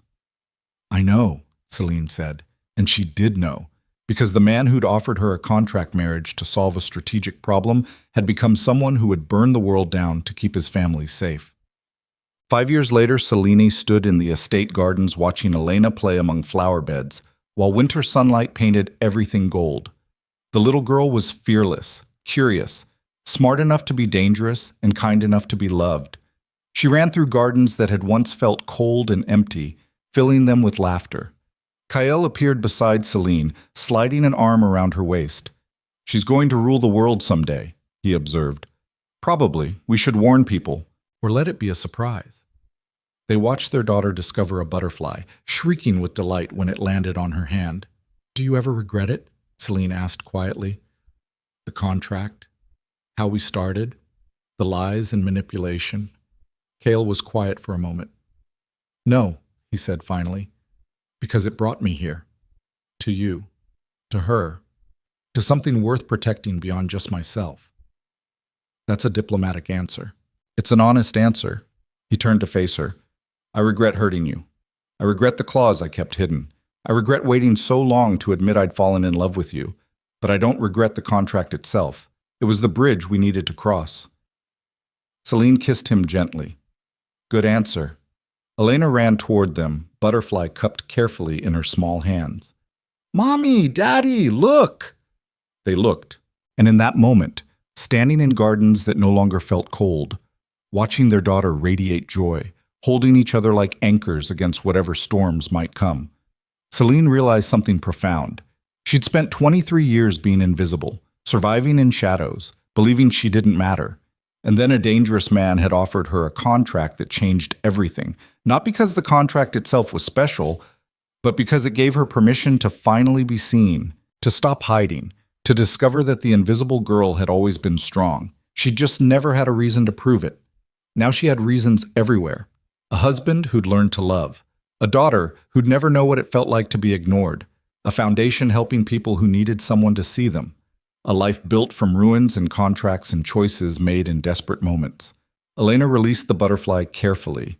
It flew away into winter sunlight, wings catching gold. It's free now, Elena observed. Yes, Selene said. It is. Just like her. The contract wife who'd become a queen. The invisible girl who'd learned to rule. The woman who'd survived everything by refusing to stay broken. And somewhere in the city beyond the estate gates, life continued. Dangerous. Unpredictable. Beautiful. But inside these walls, inside this family, built from strategic necessity and transformed into genuine love, there was peace. Hard-won. Complicated. Real. The kind of peace that came from choosing to fight for something instead of just surviving. The kind that lasted. Kael pulled both Selene and Elena close, wrapping them in arms strong enough to protect and gentle enough to hold. I love you, he said, to both of them, to the family he'd built by accident and kept by choice. We love you too, Selene answered, and meant it with everything she'd become. The Mafia Boss and his wife stood together in the gardens, watching their daughter chase butterflies through flowers that bloomed despite winter cold. Proof that even in the darkest places, with the most broken people, something beautiful could still grow. If you were brave enough to let it, if you were strong enough to fight for it, if you were human enough to choose love over fear, they had chosen, and they had won. Not the kind of victory measured in territory or power or defeated enemies, the kind measured in small moments, a daughter's laughter, a butterfly's flight, a kiss in winter sunlight, a contract burned, a marriage built, a life worth living, finally, together. Home.